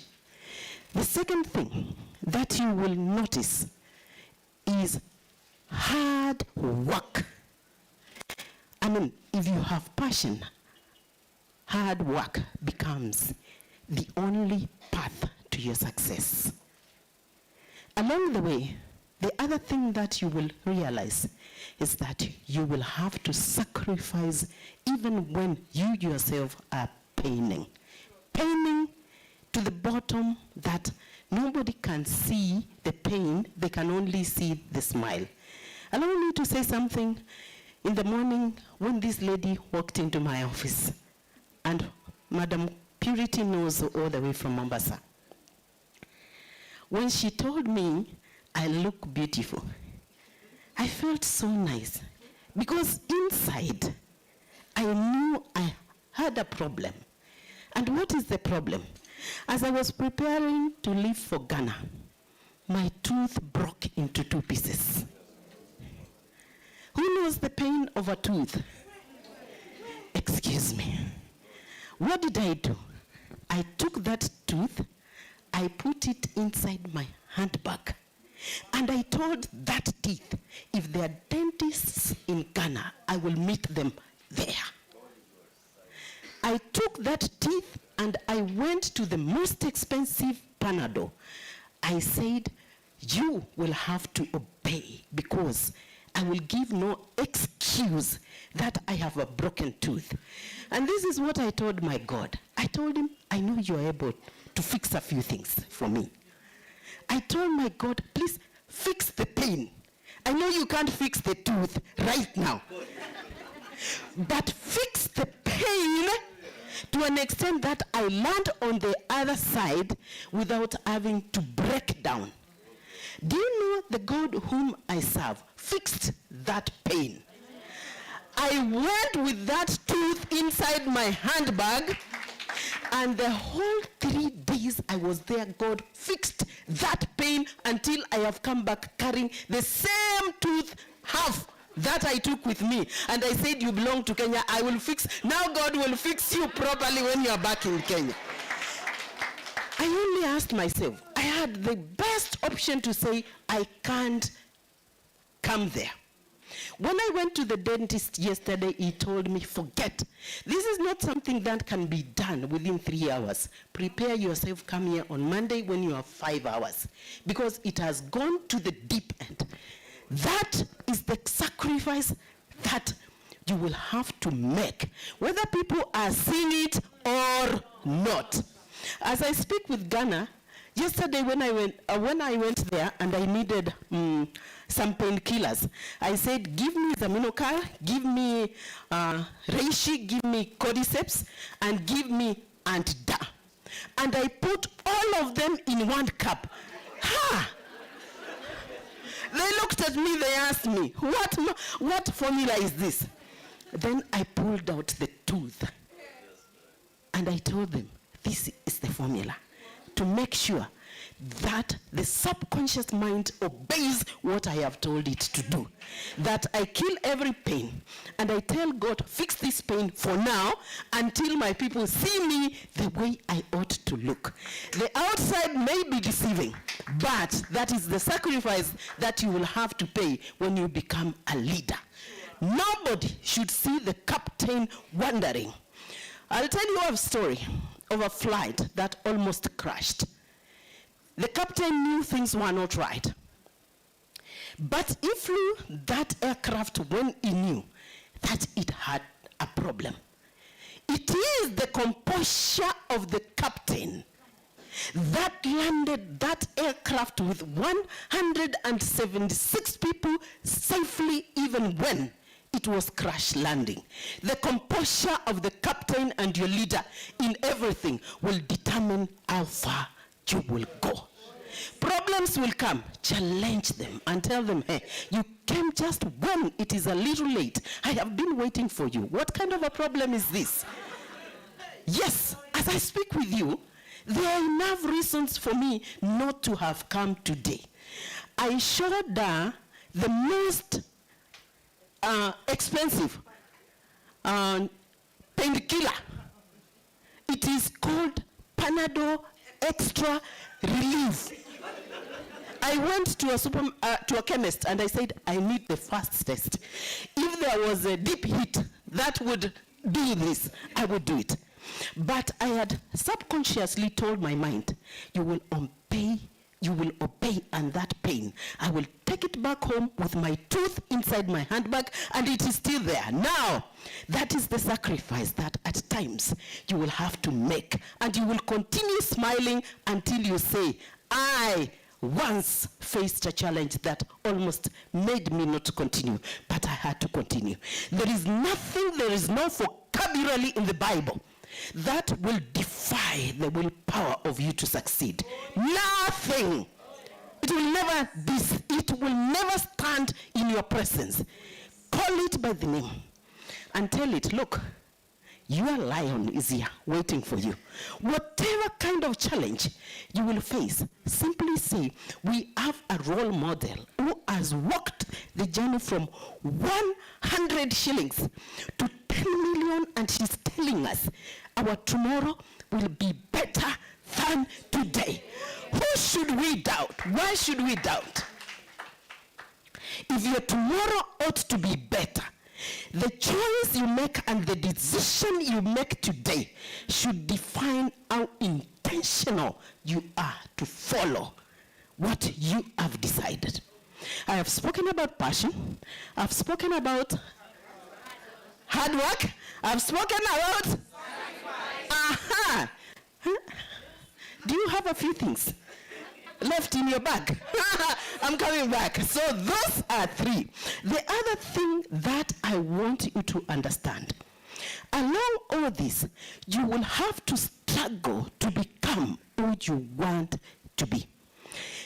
Now, this is what they say.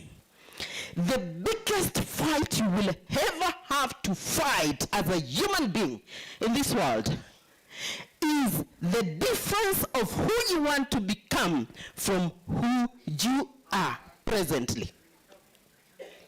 Have you heard that? Struggle is part of the game plan. And if you expect success to come from a silver platter, it's like expecting a lion not to chew you because you don't eat lions. Have you ever been confronted by a lion? A lion? In the room that you look at a mountain and say, this mountain is too big. The moment you reduce it, understand something begins to take place in life. You reduce it to a size and say, I know I'll meet bigger lions. That is struggling. And that struggle comes alongside discipline. Discipline to a point, even when you are struggling, you have the faith and the audacity to smile and look at people and tell them, ha, you do not know what I am sitting on. And let me for a fact, perhaps the majority of you think that taking, even let me say the bottom line, pesa kidogo nyumbani, like 5 million, is a mean achievement. It is not a mean achievement. Aki utalala chini ya miti, utalala kwa barabara out of frustration, utaenda utapata network imeisha, uulize which virus, did COVID come here before I came? Imeisha.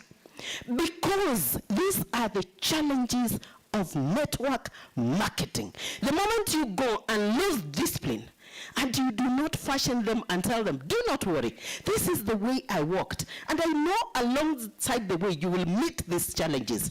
You give up on would-be destiny helpers in your team. Guard everybody who is in your team.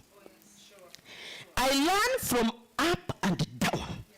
Because the moment I see I am, an island of success, I limit myself from learning from those people who may have not made it in life, but they have one they have. Learn to listen. You do not have to take everything. Your downline will tell you something that will actually help you along the way. The moment you become annoyed and have pride and say, I have all the knowledge, you limit your chances. There is one statement that I will make here, that obedience fast tracks your process to your destiny.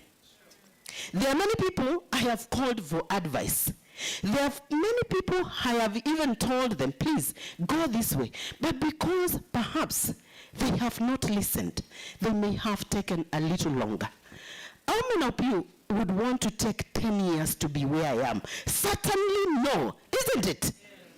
If you knew a way that you would do, and within the next 5 years, 5 years, stand to be a testimony and say, angalau kamilioni kamoja kameanguka kwa akaunti yangu. How many would be keen to do that? I just want to see a show of your hands. Please put up your hand as if you mean it. If you mean it, then your hand should be upstanding. Actually, mimi ningekuwa hapa ningekuwa nimesimama. I have made one remark, and this I was told by an apostle of God, that obedience fast tracks. And I am telling you for a fact, there are things that I have obeyed as long as I feel that I need to obey. I have obeyed, not asking the distance. The distance has been between me and my knees. And I tell God, you know I am obeying. Show me a sign that this is the right road. And I am telling you, please be seated, that those who have stood, the things that I have told you, if anybody who tries to fast track and tell you, so this rank, this imwezi, umefika to crown leader, why don't you go to a senior crown leader? Tell them, you know, I am walking on a roadmap with my God. And since you are not my God, hold your peace. You don't tell them to quit. They are not your God, and neither are they your destiny connectors. Tell them I have partnered with my God, and the God who is of Madam Susan Onyancha. Please, I don't care whether you quote me because you are talking with your God. My God, who is the father of Abraham, will surely deliver me, and one day I will walk in the streets of gold and say, this is my machine. This is my machine.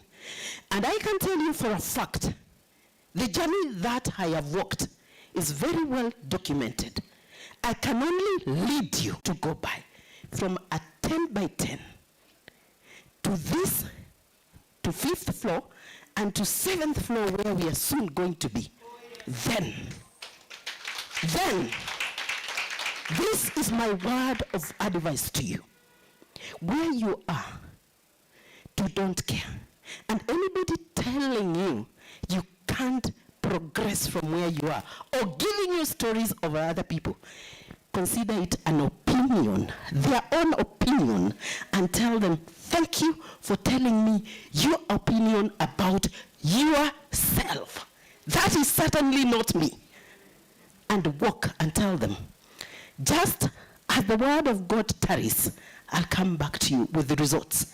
And those results will surely not be to hurt you, but to give you hope that your tomorrow will be better than today.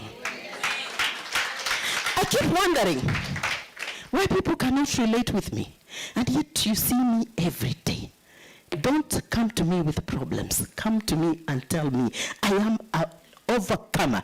Even if you know you have 5 shillings in your pocket, that's between you and your God. The moment you start confessing that I am an overcomer, and you delink yourself from people who bring you down, get to know you have found your purpose in life. I am talking about people, and I am telling them that they have done me good and they have done me bad as well. But I pick the good out of what they have done me, and I tell God the rest now is theirs. There is a question that I will ask you at the end of this as I finish my story. We talked about struggle, discipline. The other thing is faith even when you are struggling. What posture do you keep even when you're struggling? Do you have enough so that at the end of it all, the one you serve is greater than the one who is in the world? Every day I wake up and tell my God, whatever challenge I am going through, I know it is temporary. And God did not tell us that we will never go through challenges. All we need to do is to have faith and believe and say, I will surely overcome every challenge that is ahead of me. I have enough faith to know that out of this group here, God has earmarked his people. And even as we celebrate our 11th Car Award in Kenya, it will be another, another kind of a walk in the path. We gave out 64 machines last year. This year, whether we give 30 or 40, a statement will be made that network marketing is the only thing that you can say it has potential stood to grace. From a nobody, totally nobody, to a somebody. Totally from, a hustler to a hustler in machines. When I speak and I look at what God has blessed me, please clap for me. I told you I was worth 100 shillings. But because I had passion, and I had a dream that I harbored, and I knew that one day I will be. That is the fight that I had to fight between the person who I was presently and who I want to become. It has taken me just about 5.5 years of full-time engagement. My 5 years of working as an amateur in network marketing, I put it a stop on 31st of December 2021. 2022, which is this year, and you are live and listening to me as I plug myself into the world of who is who in Africa. Forget about Kenya, I'm done with Kenya. Hata sisiki, I'm done, totally done. I leave Kenya for you to use me as an example of what Bfsuma can do for you. I will not be found working with you. I will be the role model to all the people you bring. Bring them on. Bring them on. The reason why I'm telling you that Kenya, I'm done with it, is because every time I look around, I ask myself, who is next? If my honorable president is the only person I have not shaken hands with and given him coffee, and he is the next candidate online, then who have I not gone to? I want you to understand, when you ask of God, he does as God. And when he locates you and his favor locates you, all protocols are broken.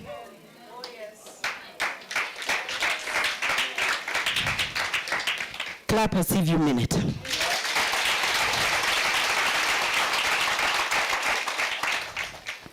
Kenya is your motherland.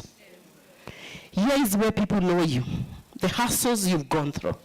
People know the hassles I went through. Not in network marketing, not in many other things, but of course, even in network marketing, because the first few times I approached people, I would tell you for a fact, nobody agreed to join this network marketing from the beginning. Others specifically gave me appointment of a year to go so that I give up. Others gave me 2 years to go. And others told me, give me time to think. Perfect example is my captain from Mombasa. Even when he had nothing, he still told me, give me time to. Can you see how we fix ourselves by not being candid enough to say, I know where I am is not where I want to be. But certainly because I know where I want to be, and I know the journey, I may not know it. All I need to say is yes to an opportunity. Later he came and said yes to an opportunity, and you can see him. He has already gotten 3 machines from this company, and I think his machine is the biggest in Mombasa from this company, because last year he got a Fortuner. A Fortuner worth is height, is size, and worth is pockets. The other lady who had said no literally to everything, and yet she still had nothing, a housewife, is this one here. This one here. A housewife who didn't have anything. And when there was time for her to pick the car over her choice, she went and picked a car over her size, downwards. Then I asked her, what make did you say it was? A rush? No, a rush. Then. She wanted a rush. I asked her, what is a rush? The only rush I know is the one that you scratch yourself. So she had to Google and show me. And I told her, I do not think you really have made up your mind what you want. And from there, I changed her mind and I told her, now go ye into the world. She went for a car that many would say is for the youth. But of course, she's a youth. So she went for a Forester, and now she has a Vanguard bigger than her size when she's standing.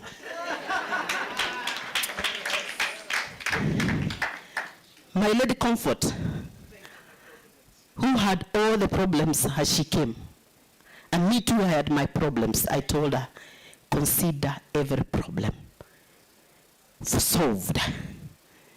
And from calls that would scare her, now she receives calls from the international arena. She has a TX,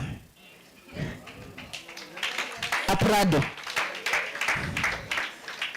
That is the smallest car in my compound. Please be seated. When I was flying with her to South Africa to launch a business, I spoke of something, then I turned at the window. And when I turned at the window, I asked God, have you heard what I have said? I told Tori, I will be counted. Where are they? I shall launch the more than 120 vehicle recipients in Kenya. Leadership is a duty and is a calling. It is not a rank, it is not a grade. If it was, I would not be here. I would have let the rest of the people tell their story. But because I am leading and leading as an example, I will be here until you forget your uplines and say, God of Abraham, bless me like you blessed that lady. I am available to each one of you, but bring me reason to look for you. Don't come empty-handed. When it was time for Moses to lead his people, God asked him, what do you have in your hand? I only have what? A rod. Sindio? Si alisema niko na fumbo. And then there was God's timing now. Each one of you has a fimbo in their hand. They may not know what it is, but the moment you tell God, show me my talent and show me who I am, because I have this dream, God will surely give you the reason why you will be a blessing unto others. I'm waiting for you to finish what you are saying.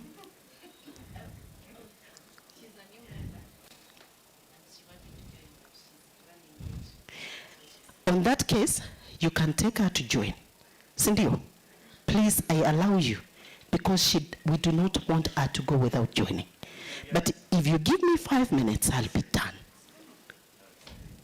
If you give me 5 minutes, can you imagine you walking out of Uhuru Kenyatta?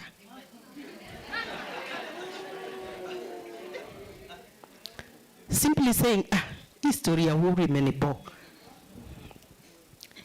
Those 5 minutes may be the turning point for you to say, I do not have time.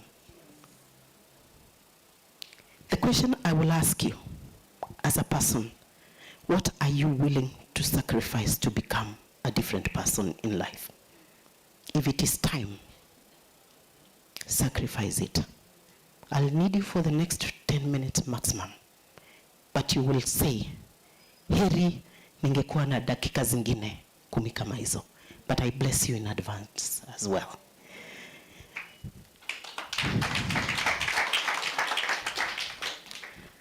I reached faith, and the one that now I will tell you to go on with is patience. She was lacking patience.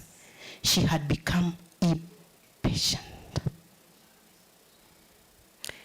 If on the way to success, God notices that you're giving him ultimatum as to when he ought to bless you, He will leave you to wander for 40 good years in the wilderness until you recollect yourself. Have patience as you walk the journey. And that patience will break many other things that many people may not have. The last one, you've obeyed and you've sat. I can see you're relaxed. I'll give you a story. Very short story. Perhaps many of you may have heard of it. About the 16th US president. Who knows who was the 16th US president? Yes, tell me. Please come in front. Come in front. You've impressed me. What's your name? Amos? Erima. Stand here with me. For that, I will give you 10,000 Kenya shillings.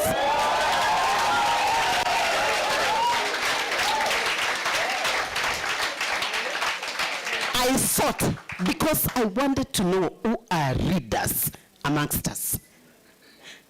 How many people know that Lincoln was the 16th president? I know one other person who knows, but he didn't raise up his hand. The rest, he knew, she knew, he knew, you knew. Aha, come here. Now, that is what is called taking action.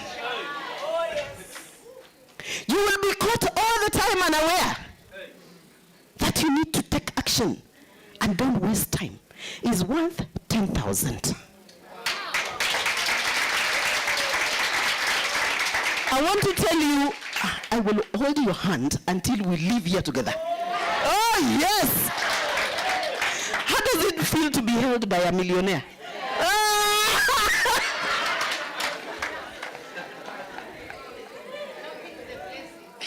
Oh, it comes with a blessing. And a package of it for that matter. And you really look like Lincoln yourself. Eh? Now, the president of US 16th president, his father was a what? A shoemaker. Thank you. I want you to listen to this story in 2-3 minutes. And when his father became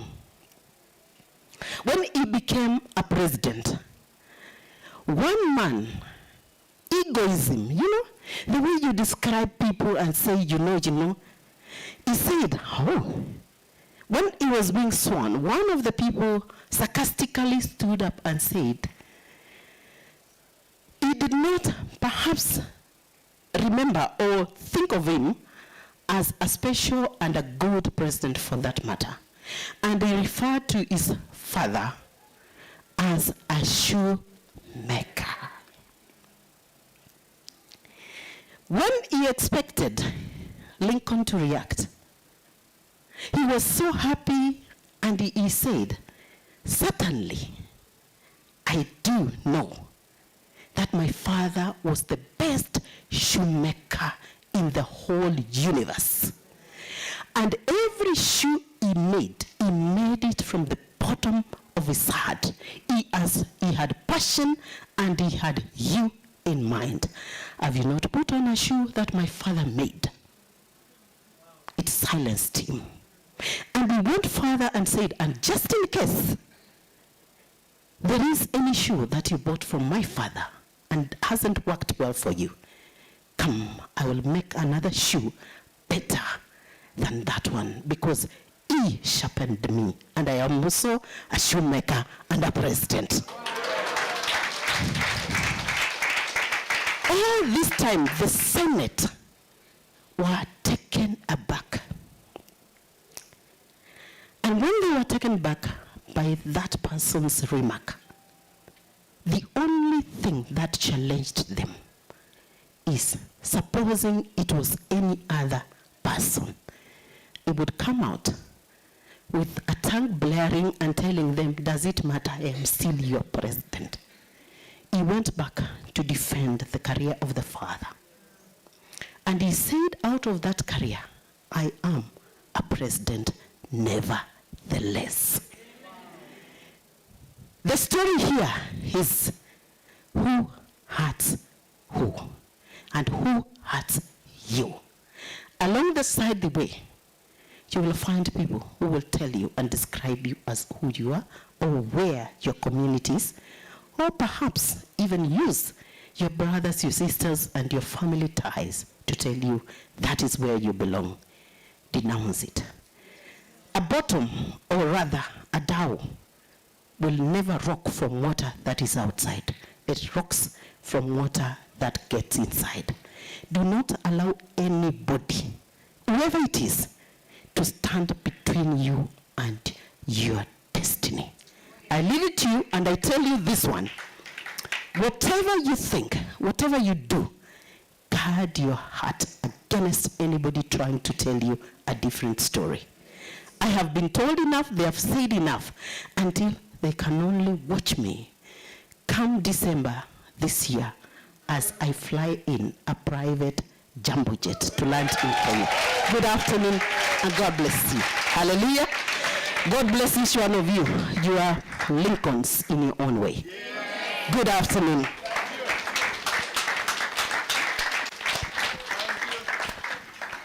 Awesome. Makofi, Madam President. Is that how we clap for her?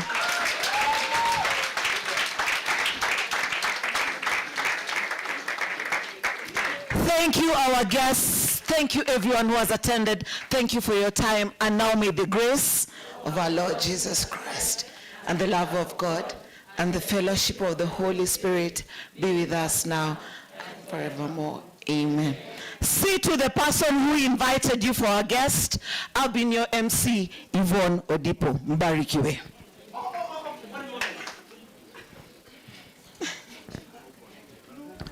Give me 2 minutes. I want to recognize one person from Kenya and another person from South Africa. Carol Gikonyo, where are you?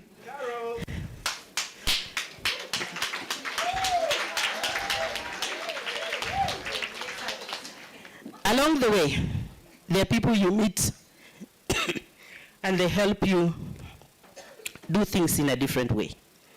I think for many of us have seen the selflessness service that one of us has been giving us of late.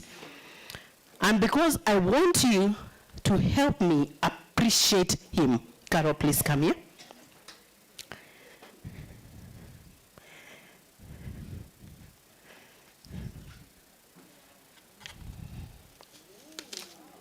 This is what I will give him, and I pray that you'll read that, then the recipients can come on board.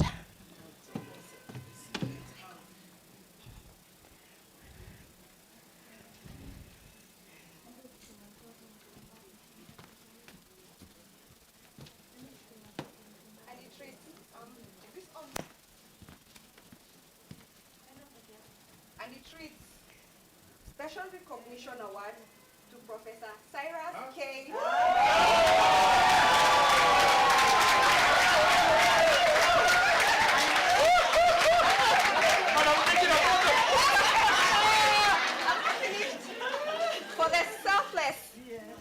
For the selfless service rendered to the Bfsuma family. We value you.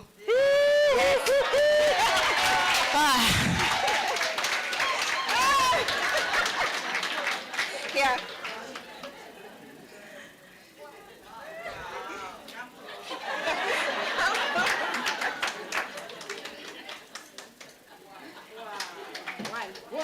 Please come show them on this side as well. Yes.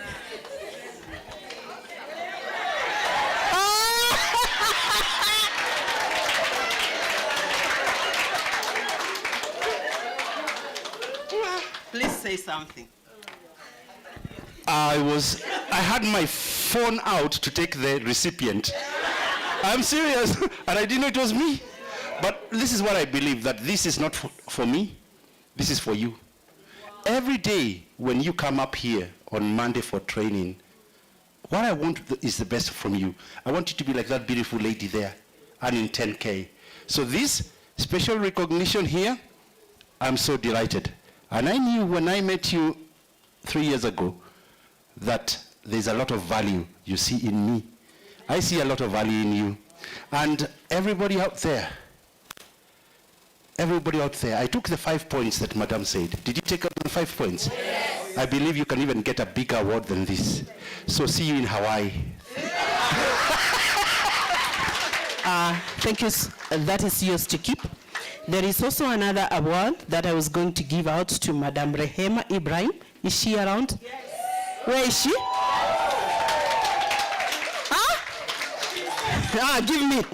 Give it to me. There it is. Wow! Eish!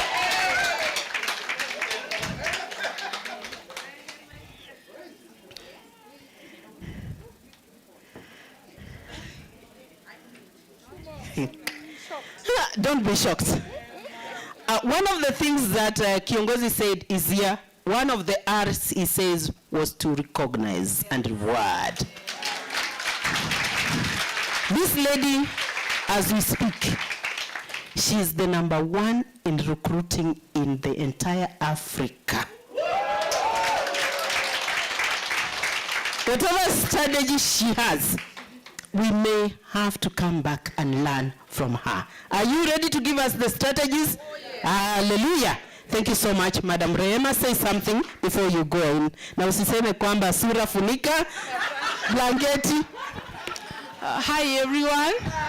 Assalamu alaikum. Enyi mliamini amani ya Mwenyezi Mungu iwe nanyi. Rehema Tieno Ibrahim is my name. I don't know what to say, but I want to thank you, Madam President, for recognizing me for this. Last month I did 19. My target per month is 10. It has to be 10. When I meet you, whether you like it or not, you have to join Bfsuma. You join it by thorn. Sema thorn. Thorn. You join it by force. You have no choice. I literally force people to join Bfsuma. Doing the business is another issue, but I give everybody an opportunity, and I even enable them.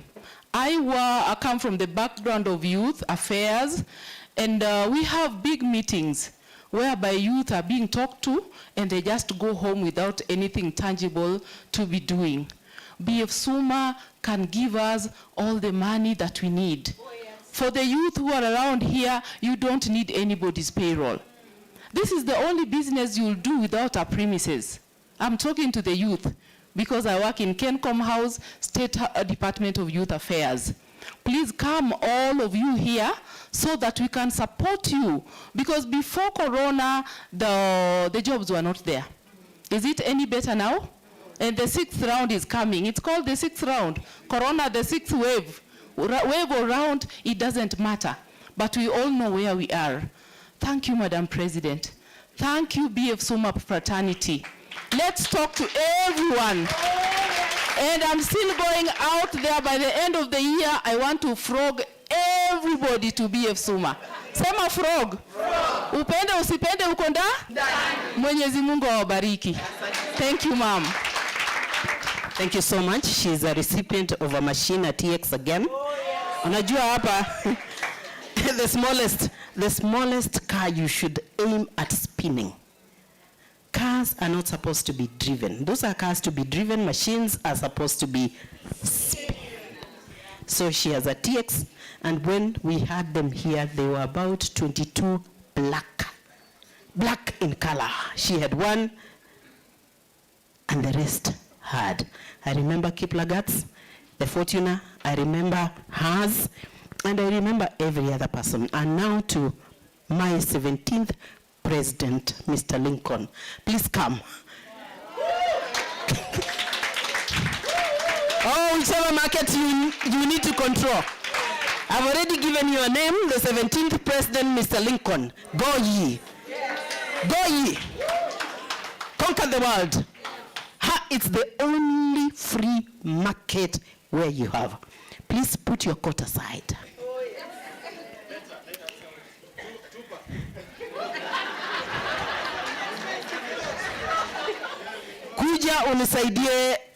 kuja umsaidie kuhesabu.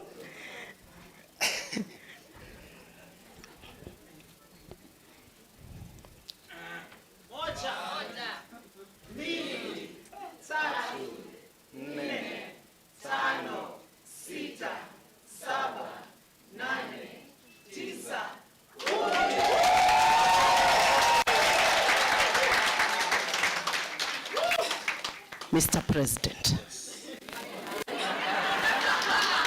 how do you feel? You feel like one already, eh?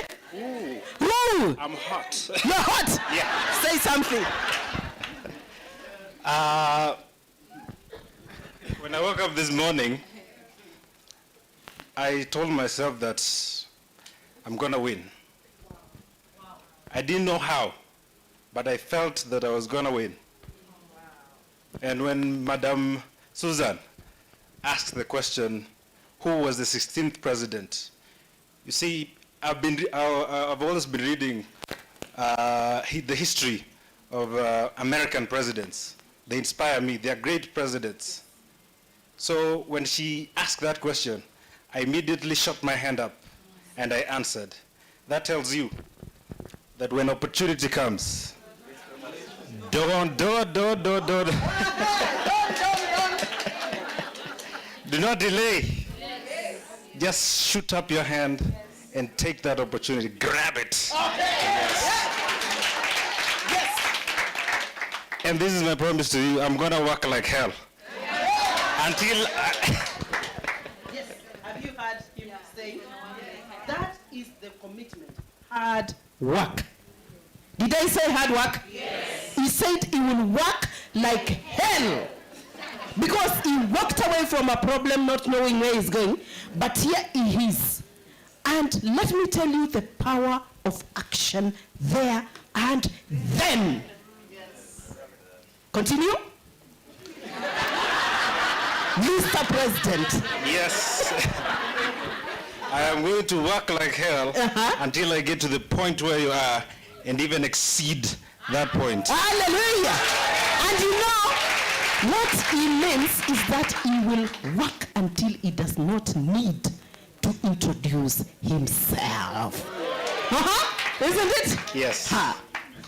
Also until the hustling name calls you by your name. It feels great. Very great. I was very inspired and challenged by the fact that you are reading greatness and great people. The books you read, remember again, a leader is a reader. Don't lie to yourself. Me, you tell me stories of Kino, Kadonzoni, Sijui Keroka. No! You tell me stories of the people who inspire you to become better than who you are. Certainly you will not find them in Kadonzoni, but you will find them in Jayquat Towers, isn't it? And that's why he took a step of faith and work, and he worked here. And we are going to walk and work with you to a point where you don't need to introduce yourself. Actually, you will become a mamuluki. Unajua wale wa jamaa wana mavaa mamiwani hivi black, eh? Wale mamuluki wa Prezo. Now start positioning yourself to be the bodyguard of Madam Prezo. Akisimama. And nations will call you blessed. Honor the Lord who has given you this chance. Turn unto him. Tell your neighbor and your business partner and your enemy as well. I have declared war against anything that will stand in my presence. Please repeat it. I have declared war against anything that will stand in my presence. I will walk to my destiny. I will pray to God that I become, and that I shall be the head, and I will never be the tail, and my second name will certainly not be poverty, but be blessed of the Lord. May God command nations to bless you. And with those remarks, I call my apostle all the way from South Africa to announce a blessings upon you. He is Apostle Abil, man of God, who God has blessed, and the language he speaks as how pale juu mahali siwezi ifika. Ananiambianga unataka nani? Anamsalimia. Namuuliza, are you sure? Ananionyesha jina. Namwambia, ai, kwa wewe mkali. Kumbe wewe ni mkali hivyo. Abel, thank you very much for hosting us to South Africa. Now the world is waiting for us. Amen. Announce blessings unto these children. Wow, praise the Lord. Amen. Good to see all of you. When I entered here, I saw potential. It doesn't matter where you are, there's a God who is a lifter of men. Amen. When I hear the story of Madam President, I normally say life is a journey and all of us are in it. That you arrived before me doesn't mean I will not arrive. God will give you victory. Just put your faith in him. What you know is what changes you, not who you know. You know about Bfsuma. The Lord will bless you. Just stretch forth your hands. Let me pray for you. Father, in the name of Jesus, we thank you. We give you all the glory for giving us another opportunity. Lord, you don't give people money, but you give people opportunities to make money. We are here today. We've had success stories. That we can afford to hear a success story, it means that we are next ones online. We've heard of what you've done before. I pray that you may do it for everybody that is here. Them that are just starting, I declare you will give them speed. Them that have already been up there, I declare you will take them even higher. And your name alone will be glorified. Lord, we thank you for every man and every woman in this place. None of them will be hungry in this nation. In the name of Jesus, I declare and I decree, just as fishes entered the net of Peter without knowledge, they will have a catch in this nation. May the Lord give you victory. In Jesus' name we pray. Amen. Amen. God bless you. Thank you so much, my prophet.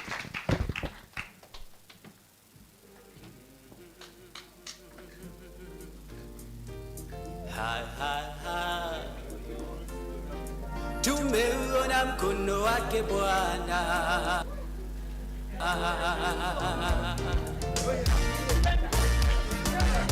Mingi